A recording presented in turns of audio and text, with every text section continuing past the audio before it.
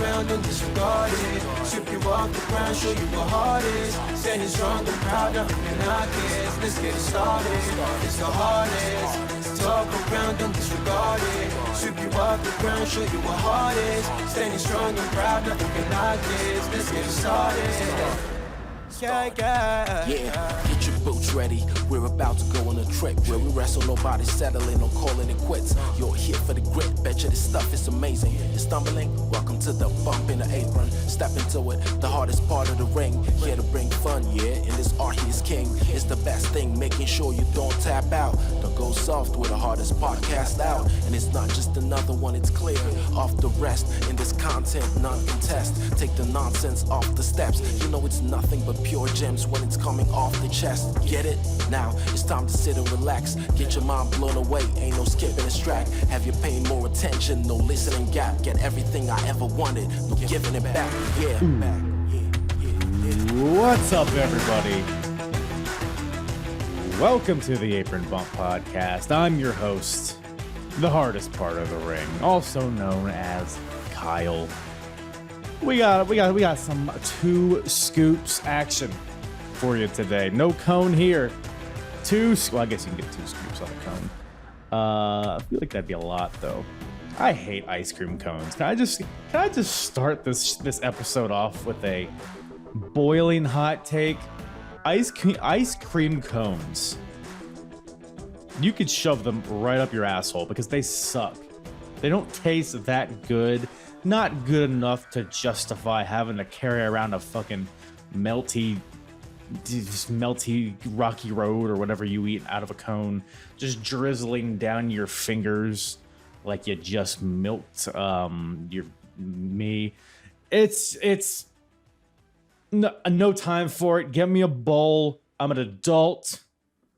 Give me a bowl. Give me a just throw this shit right in my mouth. Just put my mouth underneath the machine and just shoot it right up there until I have a brutal lactose intolerant farts later, which thank God you can't smell through the camera because I might have had a ice cream sandwich for lunch. By the way, my cat, speaking of which, no longer having diarrhea. In case you guys were wondering, if you're listening to these episodically, you would have heard me bring it up in the last episode. But if you're kind of just listening to this in a one-off, well, you probably haven't made it this far because you probably tuned out when I talked about shoving ice cream up my ass or something. Did I say that or did I just think that? Don't know. But speaking of shoving ice cream up my ass, we got Ring of Honor for you today. Two shows, two scoops. That's how I got on this. We're covering June of 2003 today. So we got Night of Grudges and Wrestlerave. Night of Grudges occurring on June 14th, 2003. Wrestlerave occurring on June 28th. So roughly 2 weeks in between these shows. And if you haven't listened to one of these style of episodes from me before, we're not going to cover every single match, but we're going to graze our balls over most of them. At least touch the hot topics, touch the overarching themes that we've seen in both shows, maybe some general Ring of Honor stuff from this time period and beyond, certain faces that pop up, some new faces, some debuts we get on these shows. We get some appearances from some legends. We get some title matches. We get match of the year contenders. You know what it is, man. It's Ring of Honor. I mean, you also got like the Christopher Street Connection doing what they do, the Special K. You got all the indie-rific stuff that we love to watch and make fun of at times. But with that, I'm not gonna drone on too long here, as I spent 5 minutes talking about ice cream farts in the beginning here. But we have a lot to talk about today in this show. And what I want to do here is kind of run down the cards of both of these shows. I'll also include them in the description of the episode. If you're watching on YouTube, it'll be down below. If you're watching or if you're listening on a podcast platform, it'll be in the description. while we're talking about the podcast platforms and the YouTubes and all that, I usually forget to talk about this until the end, but if you're watching on YouTube, give this video a like. Why don't you give me a subscribe ski, leave a comment. What's your favorite flavor of ice cream? What's your take on waffle cones? Do you have ice cream farts when you have the slightest touch of vanilla on your tongue? I know I do. Hella Dutch ovens for the softest part of the ring. And yeah, so do that. Leave a 5-star review. Maybe leave a comment, not a comment, or a review. Fuck it. Yeah, you type a thing and it's a review. 5 stars. Buy a shirt. Follow my social medias. Follow the TikTok. Been extra spicy on the TikTok lately. Twitter, Instagram, all that as well. And yeah, shout out to my guests, by the way, on this episode. We got Troy from the Main Event Marks returning to the show. Always a great time with Troy. You could find the Main Event Marks, him and his co-host Greg. They cover a bunch of retro wrestling as well. So if you like what I do, you'll like what they do as well. Very entertaining show. They get more into like the news and rumors type of stuff, more so than I do. So it's similar but different. So add that to your Rolodex of podcasts that you listen to. But you can find them wherever you listen to podcasts, all that stuff, and follow them on Twitter at @mainevent_marks. They have the link trees up there, Linktree /Main Event Marks. All of this will be in the description as well. Go check them out. Very entertaining podcast, and that's why I asked him to be back on the show. Always Troy's a good boy. He's not just a boy, Troy. He's a sexy Troy. I thought I had something there. I didn't. But yeah, so before we do a little spinarooski into the interview here, not the interview, but the me and Troy talking about me and Troy bullshitting about Ring of Honor. That's really what this episode comes down to, is 2 hours of that. But it's a good time. Let me run down the card for you before we strap on, and I've already made too many anal jokes on this episode, so I'm gonna refrain. Night of Grudges, like I said, occurring on June 14th, 2003. And like I said, we won't touch on each and every match, but we'll at least allude to most of it. So we got the Carnage Crew, the team of DeVito and Loke, versus the Christopher Street Connection. We got a match between Matt Striker and Chance Beckett, a little pure division action. We got a four-corner survival match. John Walters versus Chris Sabin versus Justin Credible versus Homicide. What a cast of characters. We got a no DQ tag team match. The team of BJ Whitmer and Raven versus the Second City Saints. The team of CM Punk and Colt Cabana. Eesh, that aged like milk. We got Diablo Santiago versus Prince Nana. Then we got a tag team match. We got the SAT versus Special K.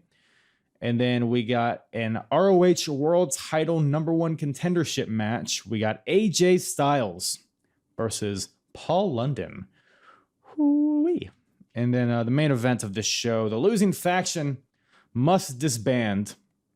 It's a 6-man tag team match. We got the group versus the Prophecy, a.k.a. we got C.W. Henderson, Michael Shane, and Samoa Joe versus the team of Christopher Daniels, Dan Moff, and Donovan Morgan. So 2 of the major factions that have been making waves in ROH thus far. One of them will be no more, and I think you can guess who, if you've been listening to me.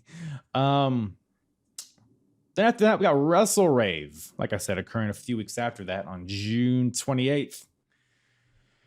We start off with a tag team match. We got Jimmy Jac'd Cash and Prince Nana versus the Ring Crew Express, Dunn and Marcos. Jimmy Jac'd Cash, by the way, Jac'd is spelt JAC''D. And he wears leopard print tights. So that's what we're getting into. I don't know if I actually said this on the podcast, but he's kind of like a Max Muscle kind of asshole.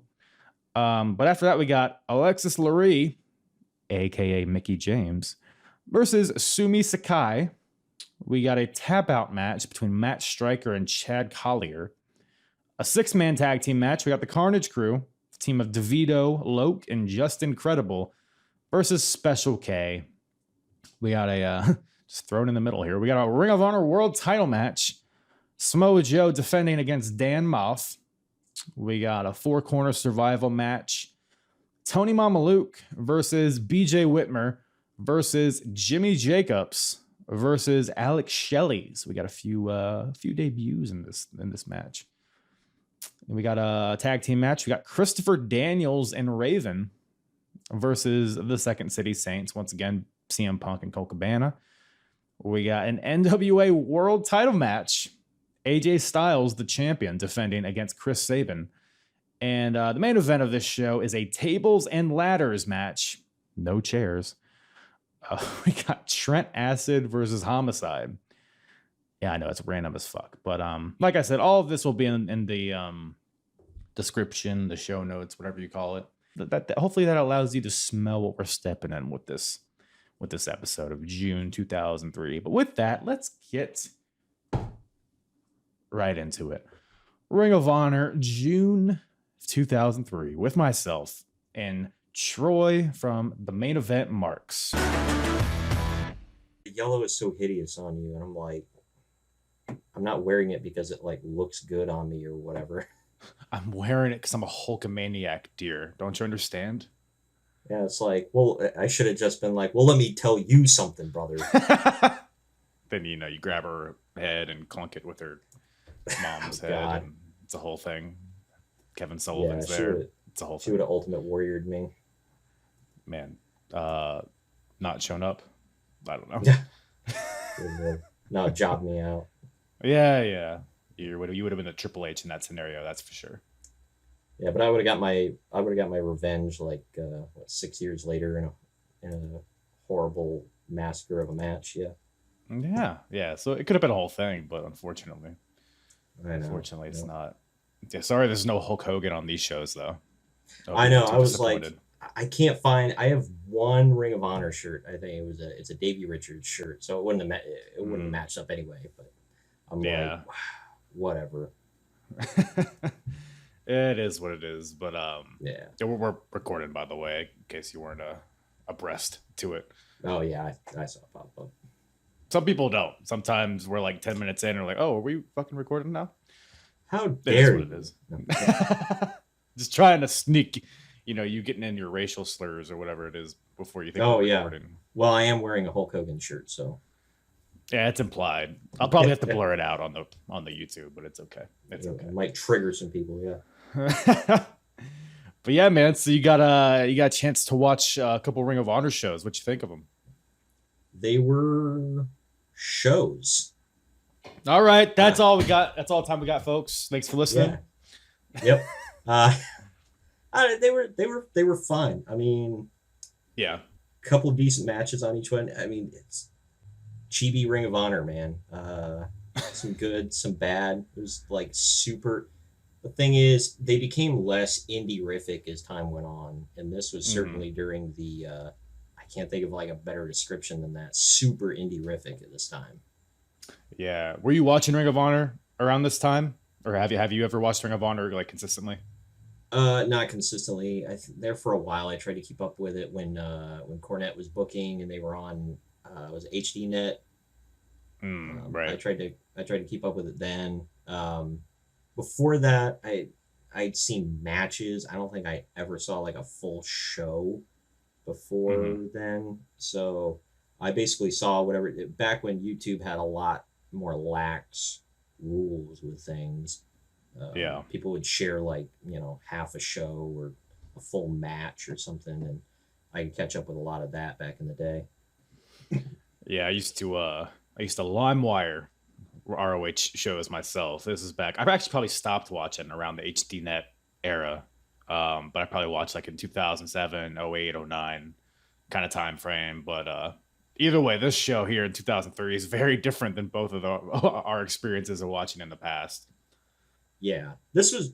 I mean, I worked as like a cameraman, production guy in a local indie fed. I mean, this was very similar to DVDs and shows and stuff they would put on, because it was like very little storyline stuff going on, a lot of, you know, match after match after match. And I can't remember, because I wasn't paying too much attention to like the camera work and stuff like that, but I think they only had like one, maybe two cameras throughout. They had like a hard cam and then like one or two handhelds running around there.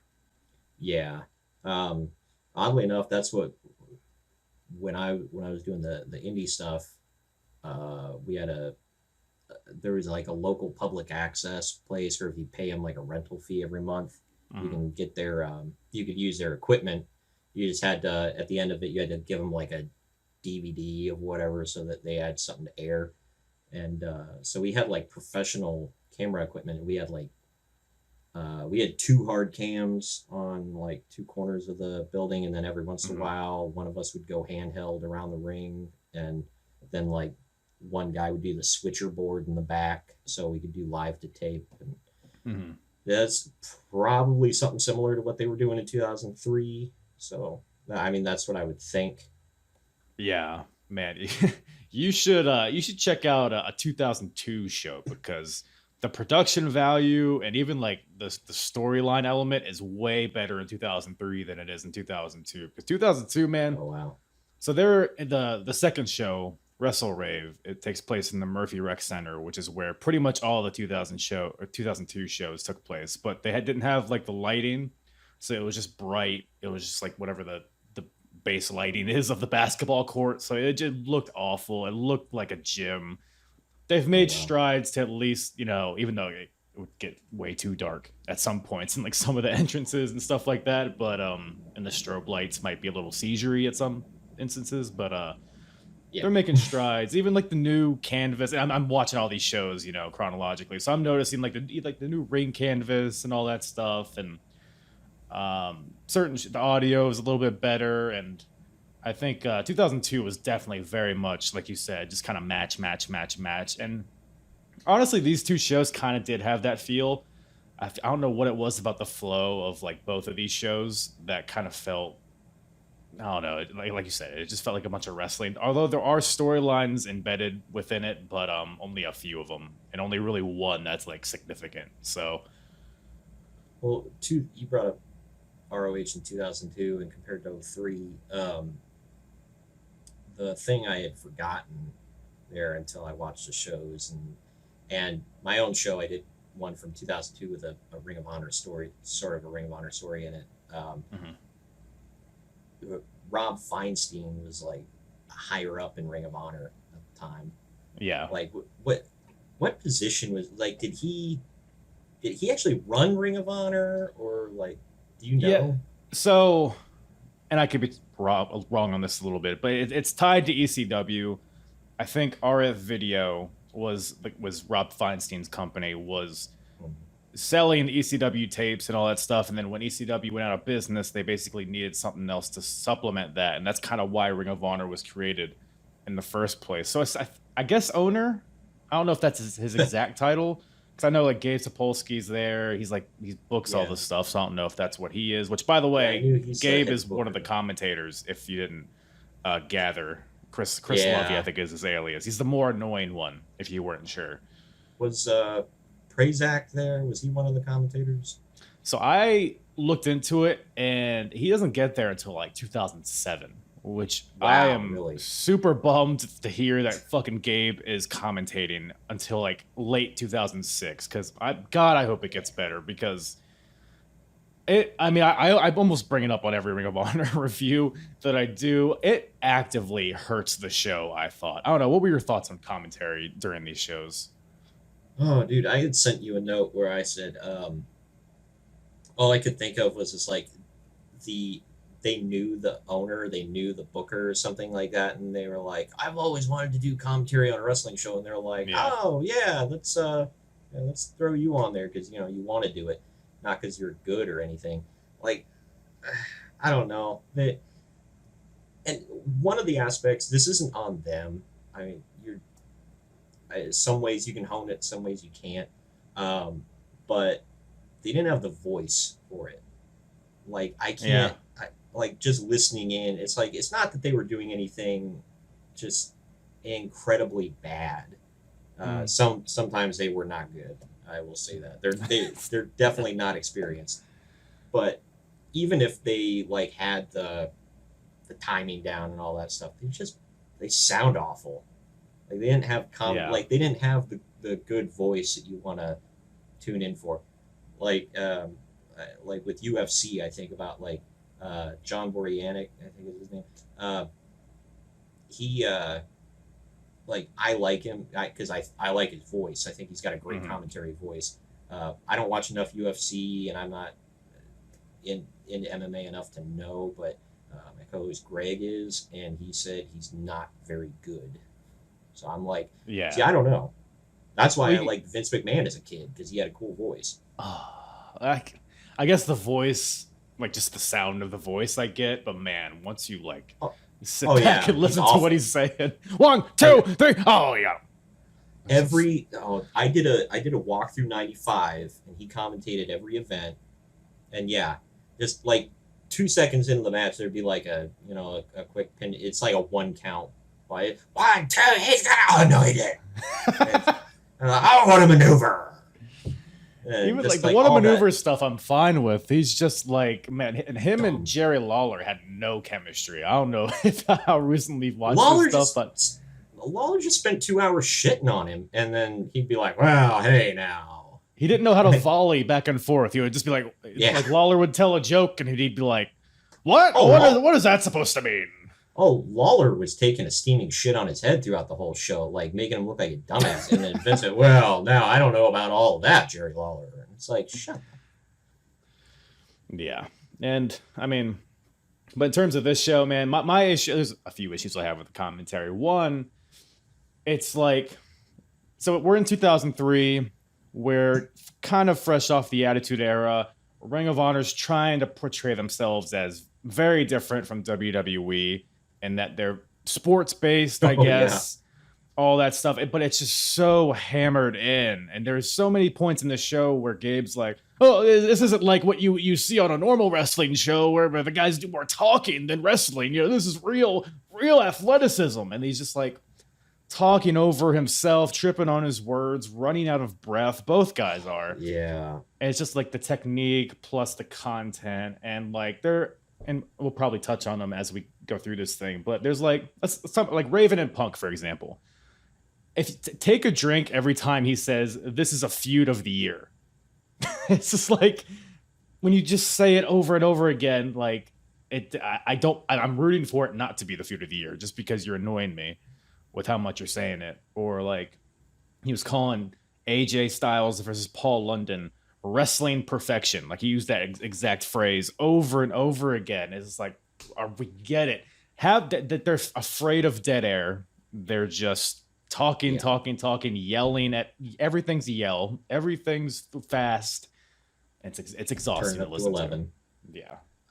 I'll be honest with you. The commentary was so bad. After a while, I tuned it out and I turned it down. Yeah. So I have minimal notes on commentary just because I'm like, God, whenever I did turn it up, I'm like, oh God, they suck. Yeah. So I tuned it out. I would turn it on once in a while to hear, because some of these guys, I knew who most of them were. But like when Special K came out, I was like, the fuck are these guys? And I was like, oh yeah, I've heard of them. Like, right. I didn't know Jay Lethal was part of it. Hydro. Yeah, right. I was like, because when he first came out, I was like, oh, so Hydro / Jay Lethal, whatever, is going to be in a match. Nope. He is actually in like one of the bonus matches. I don't know if you watched that far. I don't know if it was like after the show, before the show. I don't blame you. But him and like he had a match with one of the other Special K guys. I forget. I think it was like Lit or something. But they actually had a really good match, like for no reason. Like the lighting, they didn't have any of the lighting. Like I said, it's like almost like they were breaking down the ring as they were having this match. But they went out there and had like a badass match because, I mean, it's Jay Lethal. So I think it was pretty obvious that he was the star of the bunch for sure. The greatest first-generation wrestler of all time. Jay Lethal? Yeah, you remember when he used to call himself that? Oh no, I thought you were just saying it. Oh no, wasn't he like the longest reigning Ring of Honor champion in like years or some shit like Yeah, that? I think to this day he's still like the longest reigning. Yeah, He had, like, when he both was titles.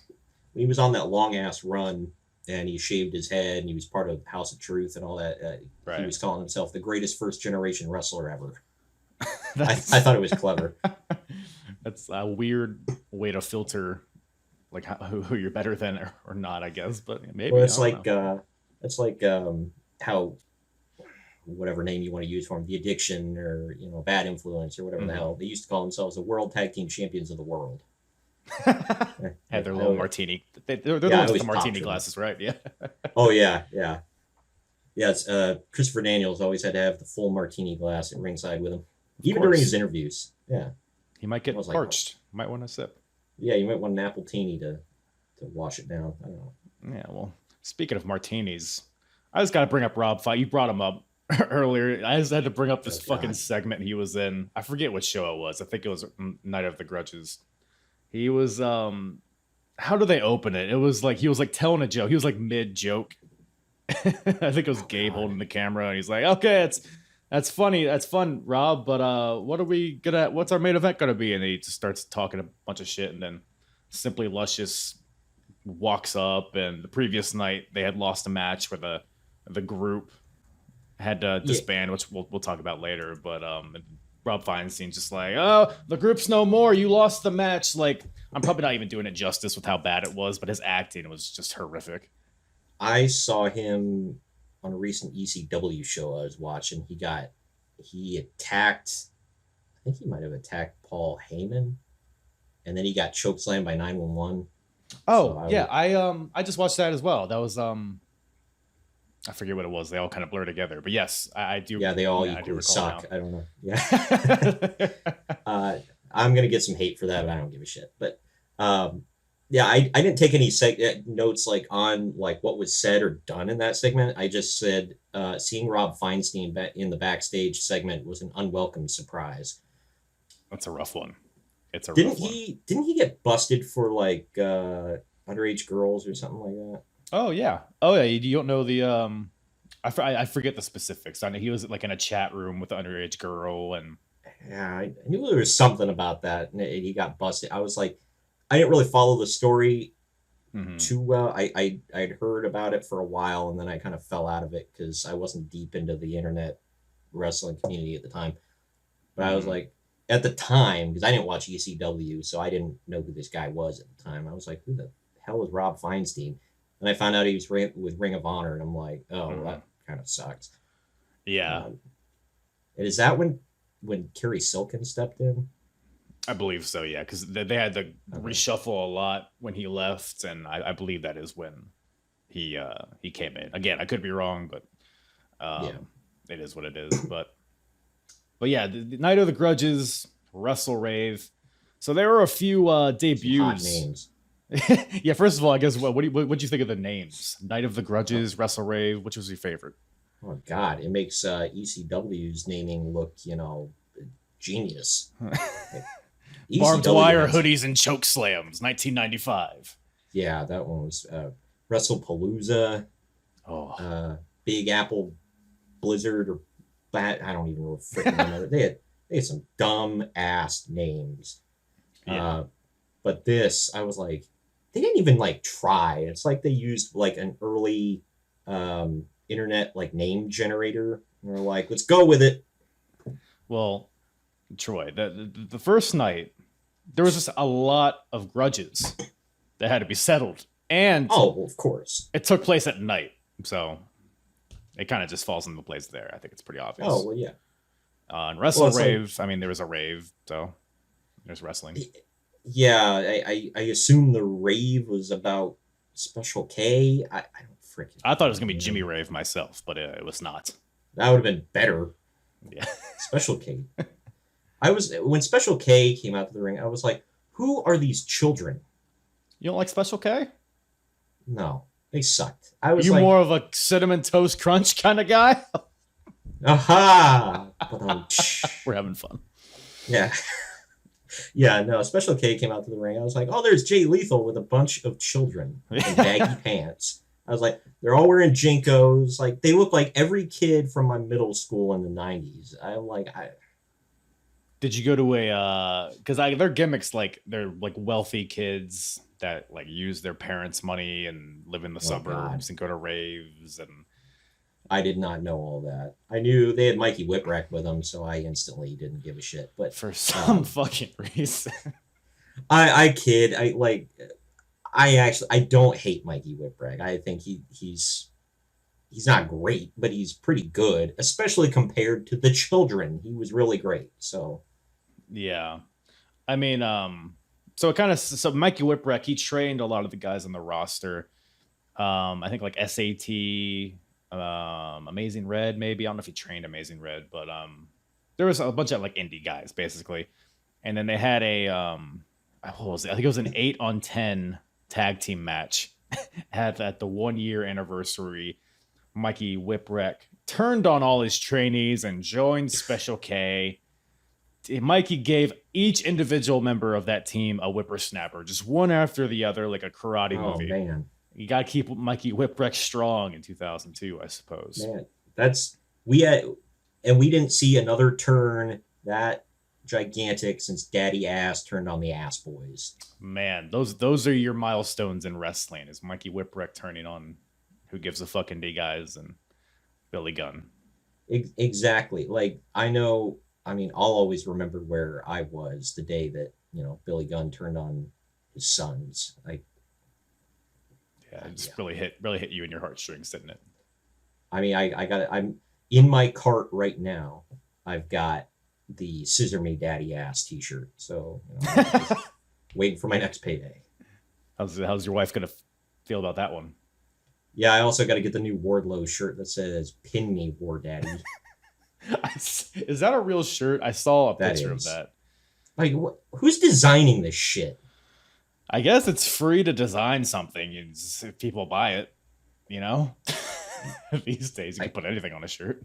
I can't imagine a heterosexual male wearing a shirt that says "Pin Me, War Daddy." But maybe I'm wrong. I don't know. I don't know what audience they're going for with it. Yeah, I mean, you could probably wear that to the gym, right? Cut the sleeves off. Sure. It won't get across the wrong message at all, I don't think. Yeah, it'll draw some eyeballs, I'll say that. It will. But you know who didn't draw any eyeballs? Is Special K.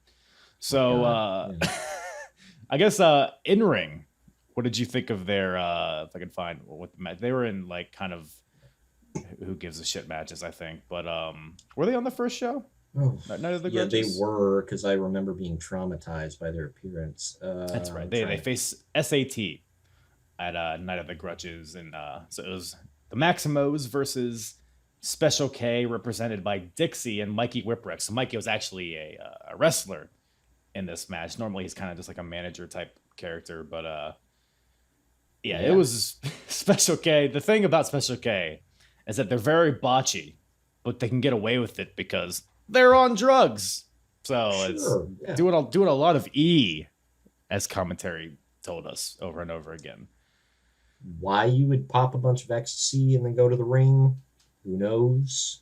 Name it. But I mean, my first note about it, because this was the first time I seen him, I said Jay Lethal's part of Mikey Whipwreck's weird ass raver entourage called Special K. Yeah, it's so funny to see Jay Lethal as just like a background character when he's gonna have a significantly better career than all these guys combined. Well, he was training for 20 years down the road when he would be relegated to dark. Is that what was in his mind at this very moment? It's like, I'm training for my future mid-card YouTube match. Okay, the foresight on Jay Lethal. This guy's really ahead of his time. I know, right? But a very indie-rific match, as you kind of mentioned. There's SAT does have some fun double team maneuvers. I do love SAT. Did I say Special K? I meant SAT. They're really innovative at this point. They did like a stretch muffler slam, I guess is how I would describe it, where they both kind of just flip the guy. There's like a camel clutch Boston Crab combination, and the other guy like did a running drop kick onto him. So there was some good stuff.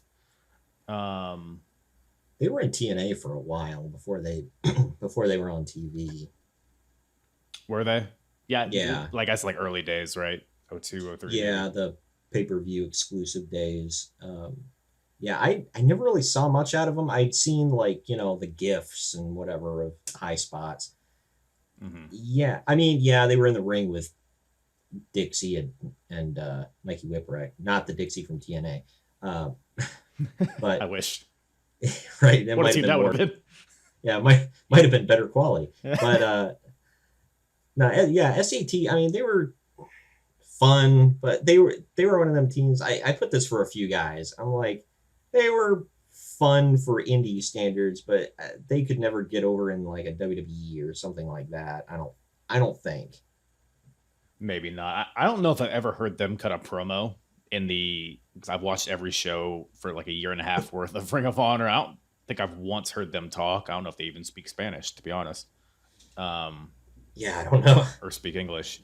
But they're really good in the ring. Like the Spanish Fly is a move that we see every day nowadays, and they're kind of the guys that innovated that, and a lot of different double team moves they do. I feel like people have picked and plucked little things from their arsenals. So yeah, that's one thing that's sad about the evolution of wrestling is like, certain moves that's like, man, it just gets used and abused is like, cutoff moves nowadays. It's like back then it was like, man, you couldn't wait for them to hit that move. Now it's like, half the crap that, Seth Rollins does in every single match was like a finisher back, even in 02. Yeah. No, like even in this match, there was an air raid crash by one of the Maximos onto Dixie on the apron. And that was it was portrayed like a devastating, like he's never going to recover from this. He's dead. His dad's going to disown. Like it was a whole thing. It was devastating. But nowadays, like you said, it's just like, he's out of the ring for a second. He'll be back in a little bit. Well, it was even more devastating because, Dixie was a small child. So, right. There's that. Right. So got to factor that in. Yeah, got to factor in his, not fully formed neck muscles. Yeah. Speaking of child, like Mikey Whipwreck, I feel like 95, he felt like a child, but now we're 7 years later and he feels like he's 50 years old. So I don't know what the deal with that is here. I'm wondering, because you brought it, obviously Special K is a cereal. You made the joke earlier. So I'm wondering if they ever made the crack of Mikey likes it. What? That old cereal commercial where it's like, oh, Mikey will try it. Oh, Mikey likes it. I don't know. They should have. I'm like, I'm super. That's before my time. So like, Cactus Jack did that to him in the 90s. Like, because Mikey would be like, oh, we're all gonna die, and he's like, Mikey likes it. Okay, look, if you're gonna pattern your humor around Mick Foley, I think that's your first mistake. First of all. One of the only humorous things I liked anyway in ECW. Most of their stuff I was just like, God. Oh, there's a lot of humor. Some of it isn't meant to be humorous, but yeah. Mantar showing up and getting chokeslammed by 911, that was pretty humorous, I thought. But I never did see that one. I don't know if I want to see that one. Yes, you do. I literally just covered it. Holiday Hell, 1995. Oh, wow. Give it a watch. I personally, again, this was, like you had said, it's not supposed to be humorous, but there was an ECW show in, I want to say 2000, around Mother's Day, and Rhino just freaking destroyed the Sandman's wife and like just gored her ass to a table, and then he stood up and said, "Happy Mother's Day, you fucking bitch," and I popped. I'm like, I don't know why. That was the most hilarious thing. Yeah, I was like, that's the most hilarious thing on this whole show. He just effing destroys her and then says that. Dude. And I'm like, why? Seeing little petite women just get demolished by big men is, in the context of wrestling, in a scripted environment, folks, is always hilarious to me. And Rhino kept up with that pattern in TNA, by the way. We're doing a tour of TNA in 07 on my podcast, and he does that to Jackie Moore, and I'm like, why are we cheering for this guy? He's a rhino. You can't get in front of a rhino. I guess so. He's a rabid animal. But yeah, just to tie a bow on this match. So SAT gets the win with like a Doomsday Device DDT on a Dixie. And then tying into ECW, we get a little appearance, a first-time appearance by Mr. Justin Credible on this show. Yeah. He was in like a four-way at Night of Grudges. The four-way, I didn't really have much notes on it. It was kind of just a whatever four-way. But he essentially joined the Carnage Crew, the team of DeVito and Loke. So, and Justin that's who that guy was? Which one? I knew who DeVito was. I didn't know who the hell the other guy was. HC Loke, that yeah. guy. That's the man right there. Sure. If you say so. I was like, so he lost Angel, so he got this guy. Not that I was clamoring for a DeBaldi's reunion in 03, but right. Well, they're all bald. Well, Alex Loke isn't. He is now, so I guess they could do it. Oh well, then, yeah. I see a reunion happening. There it is. It's never too late. Never too late. Let's call it X Factor, and we'll be good. Oh God, but Justin Credible can't use Justin Credible anymore. I don't think. Oh really? I think he still does. Maybe did he finally?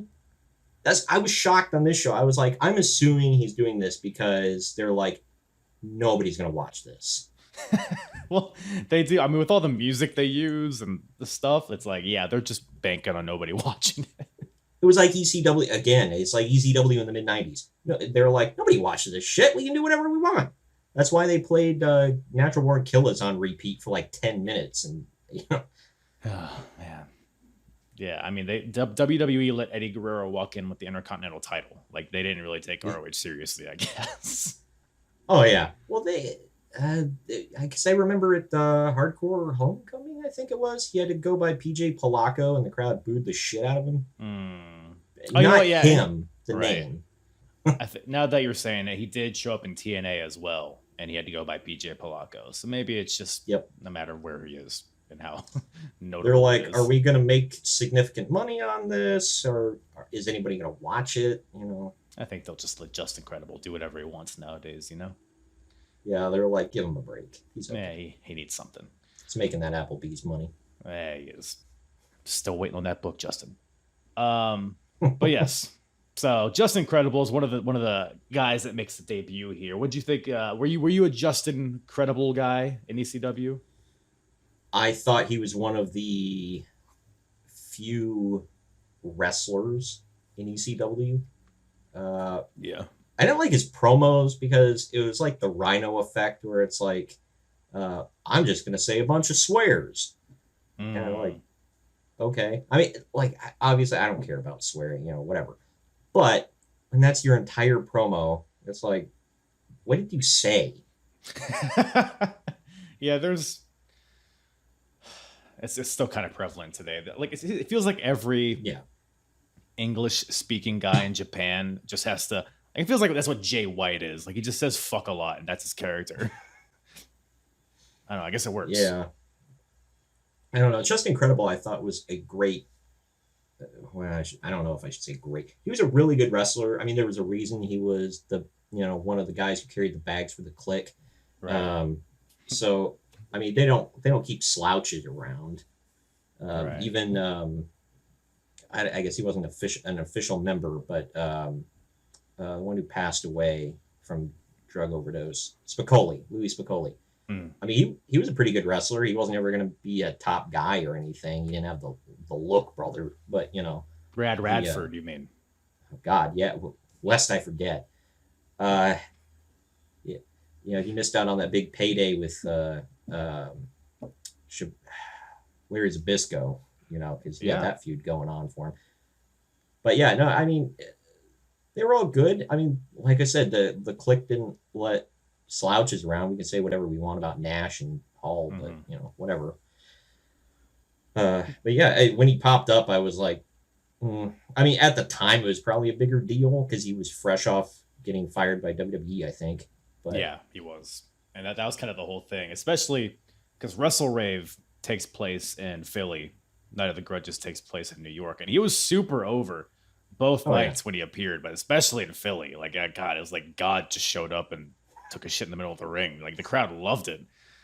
Oh man, if Shane Douglas showed up, man, they would have just ruined their pants. Good, thank God. If there's anything we could say about these shows, no Shane Douglas, so that ups it a star, I think. Oh, like I see. I don't know. You're in the same camp as my co-host, I guess. I hate Pittsburgh, but I love almost every wrestler that comes out of Pittsburgh, and he's one of them. And I hate that he wears Steeler colors all the time. But I don't know. I've always been a big fan of Shane Douglas. He's never. I don't think he's ever put on like a bunch of 5-star matches, but I always thought he was a decent character when he wasn't doing the typical I say a bunch of swears, so I'm cool. Yeah. And he was pretty good in the ring, I thought. So I guess I'm fresh off of watching him as Dean Douglas in WWF. So maybe I'm currently sour on him. But you're right. In ECW, he was a great character. He did stand out amongst all the, I'm going to shove a kendo stick up your ass and make you bleed out your dick hole or whatever everybody, the pit bulls and everybody's saying. My biggest gripe with him was he started the first part I don't care about. He started every promo with "cut my fucking music," whether or not it was playing or not, And then in every single promo, just out of the blue, he'd drop in, "And Ric Flair, you're a pussy." And then it's like, okay, like Ric Flair doesn't want to fight you, dude. Like I don't know what to tell you. Ric Flair doesn't know you, Shanathan. It's yeah, he's like, you know that guy who used to team with Johnny Ace? Notable, very notable for sure. Oh, yeah. But kind of just talking about Just Incredible and the Carnage Crew. So they're, I guess, a threesome at this point. Masada is another member that's running around somewhere, but he wasn't here on these shows. They had a match. Is he the Skewers guy? Skewers. I'm unfamiliar with the Skewers. Where he jabs the skewers into a guy's forehead. Maybe. Or am I thinking of somebody else? The deathmatch wrestler, or am I? There's a couple off? guys that do that. I think I've seen Masada before, and he strikes me a guy that skewered a man once or twice in his life. So Masada. I gotta look this up. Skewers in face. I'm just like, who the hell is this? Yeah, that is the guy. He always wears a freaking beanie or like a giant like reggae beanie or whatever. Yes. Yes. Yeah, the deathmatch guy. God, I met him before. Cool dude. Seems normal. Doesn't look normal. Seems normal. Probably isn't. The jabs like everything into people's faces, and I'm like, I can't watch you wrestle, dude. Like that's disgusting. Yeah. Well, speaking of jabbing things into people's faces, we got the Christopher Street Connection here facing the Carnage Crew. It's their penises. So, blowjobs. So, what do you think of the Christopher Street Connection here, facing off against the Carnage Crew? I just like, I don't freaking know, man. I feel like they're like the third or fourth around this time group to do the gay panic gimmick. Like, we're super duper over the top gay. We're going to do a lot of PDA. And like, I was like, all right, whatever. But then the worst part was the one dude was going around the ring just making out with random crowd members. I couldn't tell if those were plants or if guys were literally just, I'll make out with this dude. I think it was just like, I've been to a lot of wrestling shows, Ring of Honor, TNA, WWE, AEW, everything. And I've never once, like, I mean, it's not really been an option. Nobody's been offering it up. But I'm like, who the hell in the front row is like, come make out with me? Like, what? But again, like, you haven't been offered. So maybe you just, like, say, like, Abyss came up to you and was like, hey, make out with me. I'd be like, pass it up? I'd be like, I gotta go to the bathroom. I'll be back. You wouldn't let him into your black hole? Yeah, no, that's no shock treatments going on back there. There was a guy at a Ring of Honor. There was a guy at a Ring of Honor show one time where I don't like this segue. Well, he was some wrestler named like Romantic Kiss or something like that. He had like a mask with a rose on it. His whole gimmick was like the old school gold dust thing, rubbing up on people and crap. And every time he would do something like kiss a guy or rub his crotch or something like that, there was a dude, like the crowd was like, would, quiet down at certain times. There was a dude in the crowd that would yell out, "Never do that again." And he did that like 5 times during the match. And I popped every time. Man, I don't know, this gimmick, man. It's like the Sonny Kiss thing where it's like, so is your gimmick that you're gay? I don't know if that's a gimmick as much as like that's just who you are. Well, I mean, the gimmick, their gayness provides them unique ways of performing offense on their opponent, which I think is the thing. Like, for example, like sexual assault. Well, no, it's wrestling maneuvers. Sure. There was one time when they, one of them hit a backbreaker on, I think it was Loke, and then the other guy came up and, because sometimes they'll do the backbreaker deal, and a guy will come off the top rope and a leg drop or a knee drop or something. But Buffy decided to just kiss Loke while he's getting backbreakered. So it's kind of that's kind of their plan of attack there. Yeah. The bullets on my notes. Mace fingers DeVito's ass.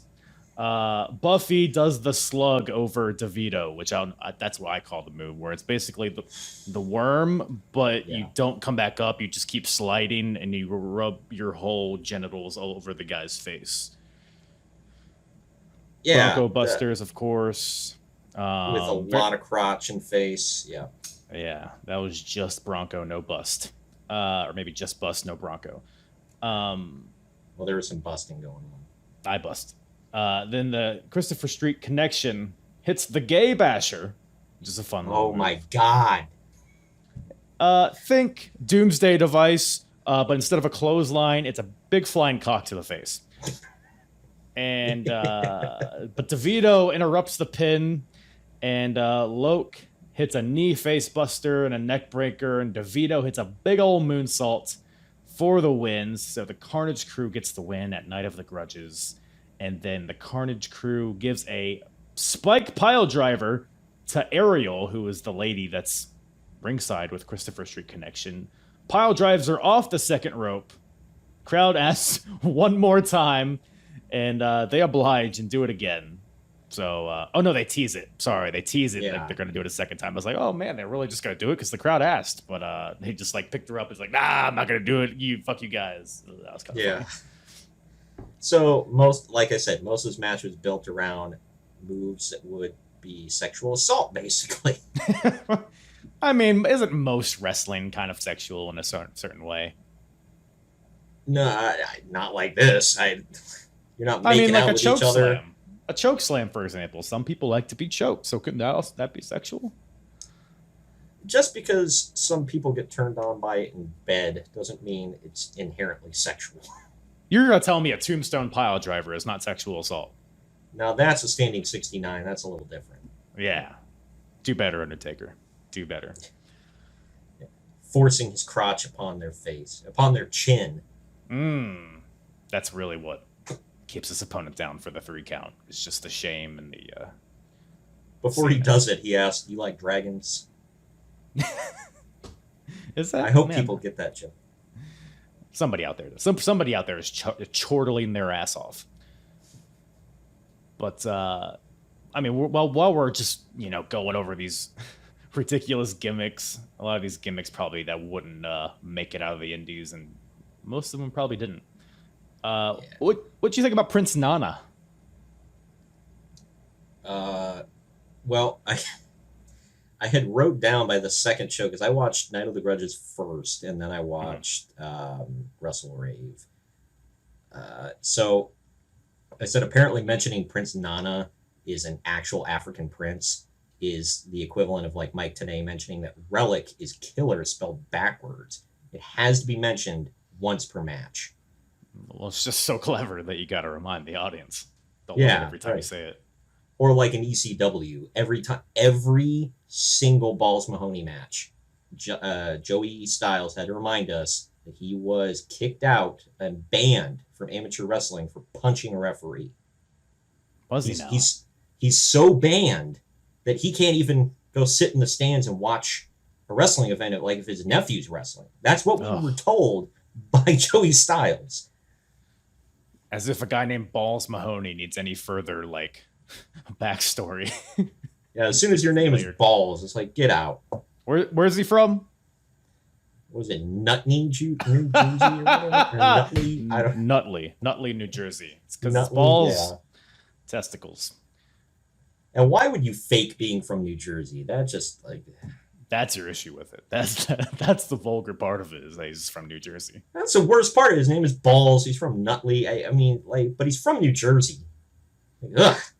Do you know Balls Mahoney did a stint in WWF as Santa Claus? Oh, do I ever? Oh, I'm familiar. Yeah. He was also, Boo Radley or whatever the hell in Smoky Mountain Wrestling? Probably. That sounds about right. That's what freaking Jim Cornette calls it. Anytime he mentions him, he calls him Boo Radley. I'm like, what the nobody remembers that except for you. Like, I remember Santa Claus more than that shit.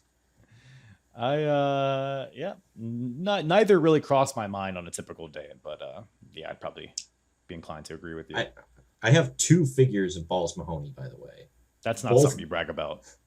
They were both gifted to me. I didn't like seek them out. They were like given to me, but I have 2 action figures behind me. I have 2 rocks and 1 Tatanka. So I guess I can't really judge you. Tatanka was also given to me, so you know what? I understand.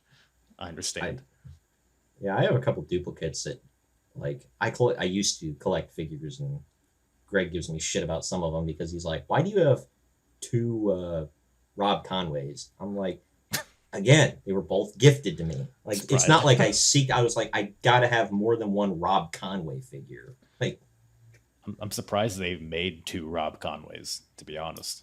1 came in a 2-pack with La Resistance, and 1 was him as the Con Man. Was that his? Oh, just look at me. Yeah, character? His Rick Rude wannabe bullshit. Yeah, that was good. That was good. You brought up Jim Cornette a second ago. He made a little appearance here as well. It was towards the end of one of the shows.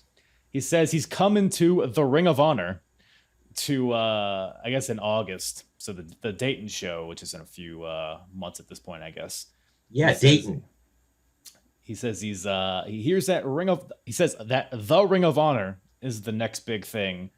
And he goes on because at this point he's in OVW. He says the next big thing. So of course he has to mention that he trained Brock Lesnar and all that stuff. So he's coming. He's gonna come to see if ROH is worth his business. Which lo and behold, in a few years he'd be at least the on-screen commissioner. I don't know if he had any actual authority there, but he had some sway. I know that, which is why ones like Kevin Owens or Kevin Steen, whatever, and Sami Zayn there hates him because he told them to quit being such indie-rific assholes, and they didn't like that. But the one thing I remember about an on-screen thing he did in Ring of Honor, I don't know why, this was so ridiculous, was he was like telling Jay Lethal backstage he couldn't wrestle because he was hurt or something like that, and Jay Lethal grabs him by his jacket and like throws him over a table, and he freaks the fuck out. Like, he grabs his jacket and he goes, "Oh my God!" And then he like whips his ass over the table. And I'm like, holy God, you act like he was stabbing you. Look, you've seen mid-90s WWF. You've seen him in his racket with Yokozuna or whatever, and every time like he'll like have a baby face behind him, and then he'll turn around and he'll be like, "Whoa!" Like all that stuff. He's the best seller that there is in wrestling, I think. Yeah, he's effing ridiculous. He's great. He's great. Can't wait to see what he has to bring to Dayton and Ring of Honor. But oh God, it's my neck of the woods. Is it? Yep, I live east of Dayton. I think Ring of Honor would come there a lot, right? Did you ever? I guess you kind of got into it late in the game. I don't know if they did at that point, but I was at the 2011. Shit, what do they call that tournament? It's not the best of the best. best at our best, best in the world. Something like I don't remember. It's some tournament they do in like the summertime, something to that effect. But it's like a one-night tournament. I was there for that. Michael Elgin won, and then then I was at another. It was untelevised, but I was at another show when AJ Styles made a pit stop back in Ring of Honor before going to WWE. Right. Yeah. And it was him versus Chris Hero in the main event. So I was like, well, I gotta go to that. That's good shit, pal. Oh yeah. Before was that before Cassius Ohno, or is that like in between? Before the first run when he got shit canned, before the second run where he was allowed to kind of do what he wanted. Right. Be overweight and all that. You know how it goes. Oh yeah. No. But just two other names that showed up for the first time here in Ring of Honor are Alex Shelley and Jimmy Jacobs. Two kids from Michigan, the Michigan independent scene showing up here.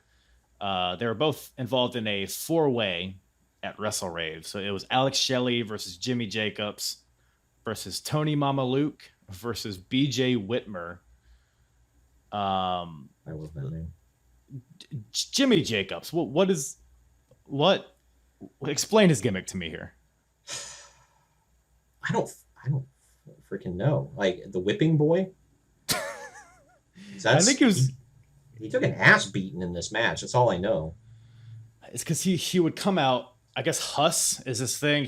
I guess he was going for like a Bruiser Brody type of thing where he's just like Huss, Huss, Huss. He's like doing this with his hand, and he's just like Saxton Huxley. I don't know how much of NXT UK you watched, but he was kind of at a Saxton Huxley kind of vibe to him. But Jimmy Jacobs, I know him for the Age of a Fall faction that he would be involved in eventually, which is very macabre. Like it's how Tyler Black, aka Seth Rollins, got introduced. So that's who I've always known Jimmy Jacob, like the emo kid type of thing. But it was a completely different the zombie presentation. Princess. Exactly. Yeah. Did it strike you as? Did you ever know that he was not that at some point? No. The first time I was introduced to him was like you were saying, the Age of a Fall. And it wasn't just him and Black. I know there for a while he had like multiple members. I think Joey Mercury was a part of it. Oh, okay. There was some girl involved. Yeah, there was a few people. I want to say Alexis Marie was involved at one point. Maybe I'm wrong. I don't know. Daphne. Say anything. Daphne, I think it is more of what I was thinking. Yeah, I think that's it. But yeah, they all wore guy liner. He always posted these videos on the internet of him like playing acoustic guitar and singing like emo song, like Dashboard Confessionals or whatever the fuck. And yeah, that's what I always knew. I was like, okay, so and at the time, like emo was still a big thing, like in the mainstream. So I was like, okay, makes sense. He's capitalizing on that, but that's just him. So yeah, there's a famous moment with him where I forget who it is he beats up, but he like bloodies somebody and then like hog ties them by the ankles and then hangs them from the ceiling, and then he stands under them as blood is dripping on him. And he like cuts a promo. I forget who it is. But that's who I associate Jimmy Jacobs with. He's just coming in these purple tights and this stupid headband, like us. It was bizarre. Enjoy your hepatitis. Yeah, no, I don't know this. Why when you're, and he's still not like he's grown. He is to go back to he's a small child thing. He's like my size. I'm like 19 years old here. Yeah. Why what sense does that make to do like a Bruiser Brody type? If that's what he was going for. Maybe it's like ironic. Whatever this shit. I don't know. Maybe. I don't know. And then he comes in and gets his shit kicked in. So. Yeah. It was, what a cast of characters here. You got BJ Whitmer in there.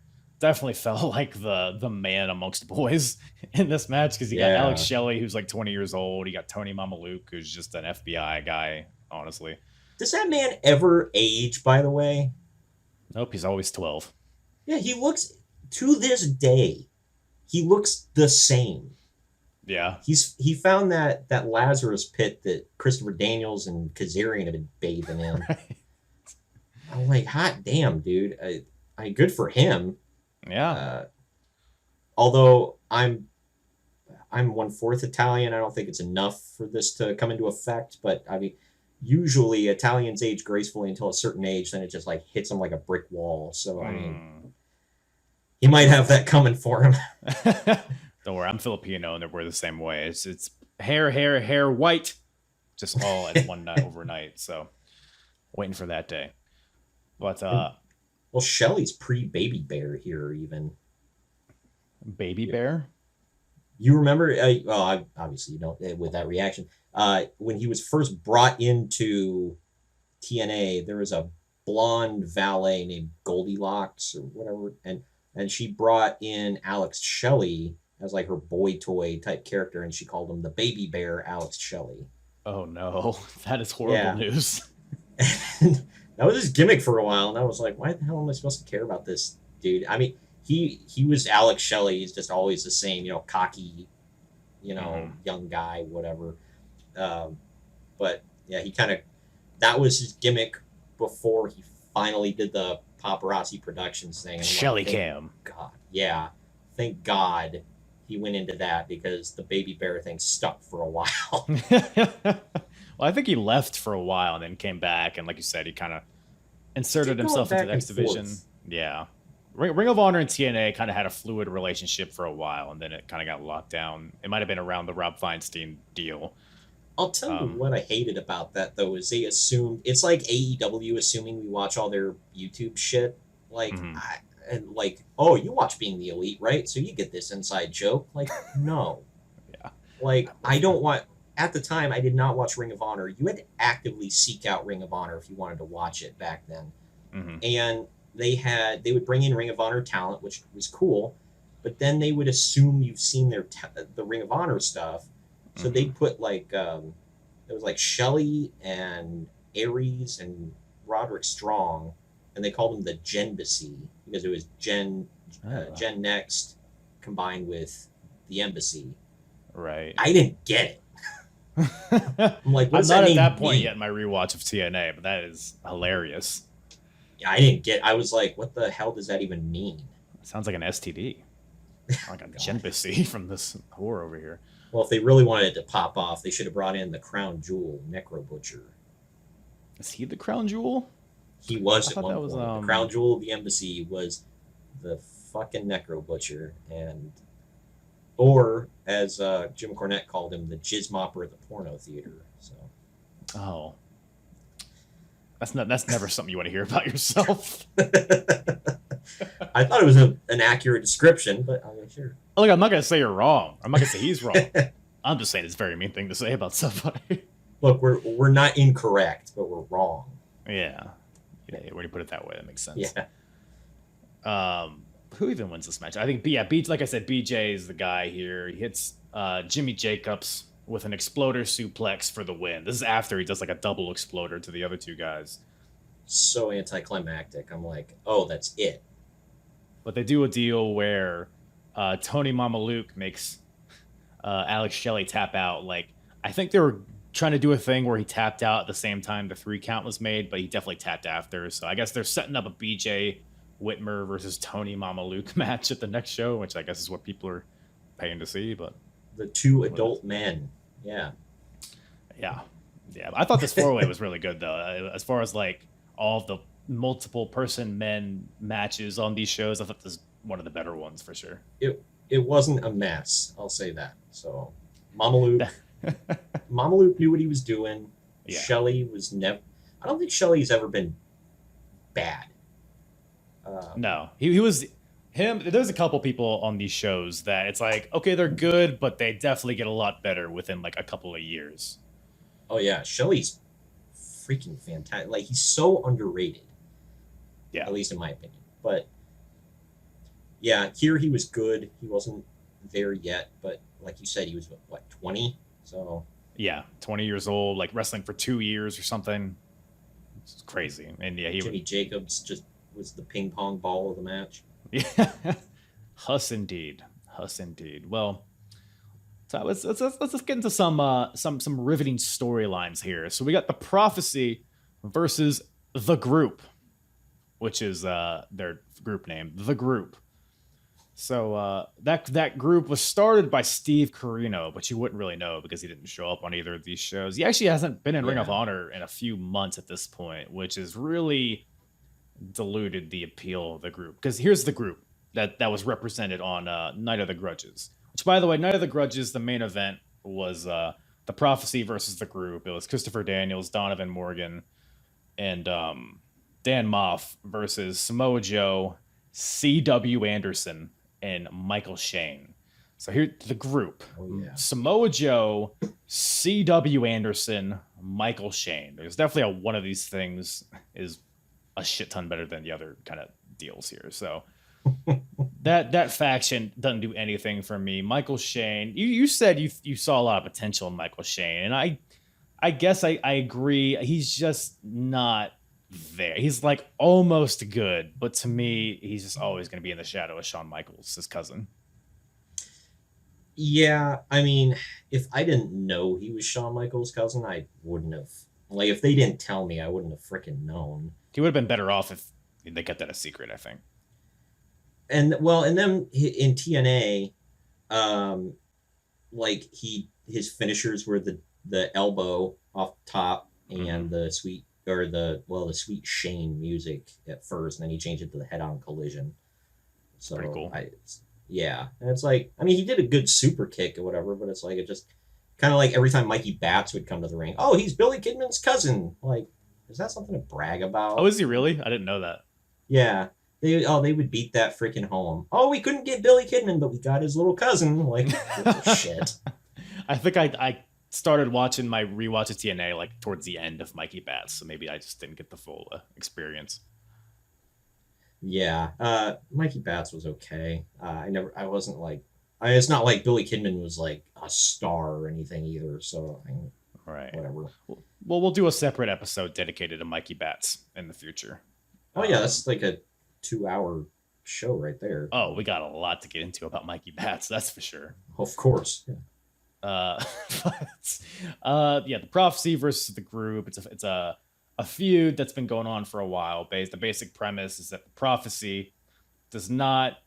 They hate the code of honor. They don't shake hands. They do all the sports entertainery stuff like interference in matches and all that stuff. Whereas the Group, and this is kind of where the disconnect is, because it comes off to me like the Prophecy is the babyface team here, whereas the Group is the heel team.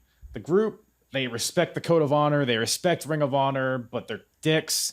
But Michael Shane's part of the Group, but he's been known to not shake hands, so it's really just convoluted and stupid. But it comes to an end here. Maybe they're just putting a bullet in it, I suppose. But the whole thing is that whoever loses the match, their faction must disband, and thank God, because they needed it. Yeah. Well, what do you think about the code of honor, I guess, first of all? Well, the code of honor, I'm like 50-50 on it, because on one hand, it was new. You didn't really see that in wrestling too much or ever. So I thought it was a cool concept. But at the same time, I don't know. I didn't really care for it because like even some heels would abide by the code of honor. And I'm like, yeah. So you guys just spent the last 20 minutes beating the shit out of each other. And then you're like, you know what? Good game, man. Like, shake hands. Like, what? Unless it's a blood feud, which commentary would beat us over the head with repeatedly. They would let us know what's a blood feud and what isn't, because then the code of honor doesn't apply. Oh, well then. Yeah. I don't know. It's okay sometimes. Like, I will say this. I thought, like, if you shake hands before the match, whatever, but they had too many of the and this might be me being jaded in 2022 because I've seen it abused so much, kind of like, you know, like we talked about the moves. Mm-hmm. But there's so many matches where it's like let me hold the guy's arm up, and it's like, oh, he did great, and let's pose together and whatever. I'm like, I'm so tired of seeing that shit. It's like, get up and kick him in the balls. Like, you're not allowed to do that. That goes strictly against the code of honor. It's like you don't even pay attention. Yeah, how dare you? You can't suggest that. You must shake hands. No outside interference. No sneak attacks, which I feel like is outside interference, but whatever. No harming the officials, and no purposely disqualifying oneself. So see, I didn't know all that. I always thought the code of honor was just shaking hands. So you don't have this like on your wall somewhere. You don't give it a tap every time you walk through the threshold of your door. Oh yeah, I should. I have it on the headboard on my bed so I can see it as I'm falling asleep at night and wake That's up good. and like slap it like that, and yeah. You gotta shake it, like you're shaking somebody's hand. Yeah, that's it. I have it on the like when I lift the toilet lid up, it's right there. So when I pee, sometimes flecks of pee get on it. So. Oh, that's something. Do not. Never mind. That's a whole thing. But the match itself, Prophecy versus the group. My first question here is, what the hell is up with Dan Moff's face? He has like tape. So, well, I do know he got attacked at the last show. Samoa Joe kneed him in the face one time. He just kneed him in the face. Now we're here 2 weeks later, and Dan Moff has a bandage, like in a U shape, like around his chin, like wrapping his chin. Apparently, they're telling me that he dislocated his jaw. Does a bandage help with a dislocated jaw? I wouldn't know. It's I'm like not a the rib doctor. tape thing. Maybe I'm an asshole. But yeah, it's like the rib tape thing. I'm like, does that really help? Especially when it looks like most of the tape is around your stomach. Yeah. So I don't know. I think it's just for show. I am oblivious because I didn't even notice. Well, let me tell you this. It fell off like within the first 10 seconds. So that's probably why you didn't notice. Which just adds to the stupidity of like some guy like put tape on his face. It's like, oh, and the lighting was dark, so yeah. So yeah, that was strange. But the match is what it is. This is the main event of Night of Grudges. It didn't really suck me in that much, maybe because it's CW fucking Anderson is in this match. How dare you? He's the Anderson. He's the enforcer. Have you heard? Yeah, the hardcore enforcer, the extreme enforcer, whatever the fuck. I don't know. Something. But yeah, Daniel, the group is dominating in the beginning. Joe definitely appears like he's like the annoyed big brother of the group. Like Michael Shane will keep tagging himself in, and I did think Michael Shane had a pretty good showing here, better than he normally does. But ultimately, like Daniels gets the babyface hot tag eventually, which is bizarre to see because he's been one of the biggest heels in the company thus far. He gets the best moonsault ever on a CW Anderson. And then the match kind of breaks down. Everybody starts hitting their big moves. You got CW with the superplex to Donovan Morgan. You got Michael Shane with an elbow to CW. You got, or to whatever the fuck, Donovan Morgan. Daniels breaks up the pin. Dan Moff off the top rope with the headbutt to Daniels. Or to, I don't even know who's on whose team. To Michael Shane. Joe breaks it up. Morgan and Daniels hit their double team finisher Revelations onto Michael Shane. Everyone's in there hitting their finishers, but then ultimately Dan Moff just rolls up Samoa Joe, the Ring of Honor champion, and gets the win just out of nowhere. It's like a jackknife pin out of nowhere as he was countering Joe's Muay Thai knees. So yeah, Dan Moff pins the ROH champion here. What you think about this whole deal? I didn't get to see it. Like, I will say, I didn't get to see a whole lot from Dan Moff in this match to really judge him. When we do see him again, he's okay. He's not bad. Yeah. Nothing I'd be like, oh man, have you heard of this Dan Moff guy? He's great. I mean, which nobody scouted him for the big leagues. So Yeah. Joe, yeah. I mean, in his defense, though, I think Joe shined here and there, but this wasn't exactly like a highlight reel for Joe. Mm-hmm. I thought the two standouts in the match were Michael Shane and Christopher Daniels, just because they did the most. I would agree. Michael Shane, really, I'm like, he must be a rookie because he's just wearing like generic black biker trunks and like black and red boots. And I'm like, okay, he's about to be in TNA in like a year, maybe actually, maybe less. I don't remember. He's in TNA before they hit FS1. Mm-hmm. Yeah, he is. He's got tights by that point, teaming with the coolest Frankie Kazarian. So was that what his name was? Yeah, he was the coolest. That's which when you call yourself when you call yourself that, it instantly negates it. So look, I like Frankie Kazarian, but I don't necessarily think cool when I think of him. But well, what's his nickname now? The Elite Hunter. Nah, oh God. Well, no, I guess he got him. Yeah. Well, no, he had another, like, when he would come to the ring, they're like, that's him, Frankie Kazarian, or something effing stupid. I'm like, well, or no, it was, I think it was, you guessed it, Frankie Kazarian or some shit. I'm like, what the that stinks. But Michael Shane, I think, was derailed by WWE trademarking the name Michael Shane. And then Matt Bentley. Well, first he was Michael. Just Michael. Which cool.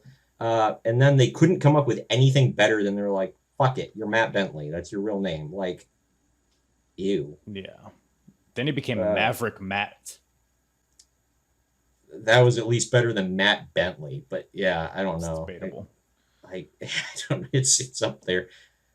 But yeah, I don't know. This match though, I said, and it's an indie thing and whatever, they still do it in freaking AEW to this day. Too many big ass like moves that should have ended the match, and they're like, no. Break up the pin. We've got to do more moves. Well, I do like the fact that there were always people to break up the pins and not just people kicking out of big moves. In that way, I did it. I was fine with it. I like that better than AEW, where it's like, I've hit my finisher on you 10 times and you still keep kicking out. It's like fighting spirit, Troy. Fighting spirit. There were a few matches I'm like, are you gonna have to stab this mofo? Like, what's going on? Sometimes you do. Sometimes you gotta put a crown of thorns on a guy's head and then drive him through a table. Yeah, well, I mean, or hit the one-winged angel on him. Then that's it. That's like pulling. That's the equivalent of pulling out a gun. Like you're done. Murder or one-winged angel. There's no other way to finish a match. I'm with you. It's the equivalent. Yeah. Yeah. But yeah, Dan Moff gets the win over Samoa Joe. So the group has to disband. We hardly knew ye. The group. Oh damn. Don't know how I'll recover from this, but Dan Moff, he pins the champ. So in a couple weeks after that at Wrestlerave, he has earned a title match against Samoa Joe. So at Wrestlerave, it's Samoa Joe defending against Dan Moff. And this is a weird one because the Prophecy, they're a heel faction, even though they weren't really portrayed it in the main event previous that we just talked about.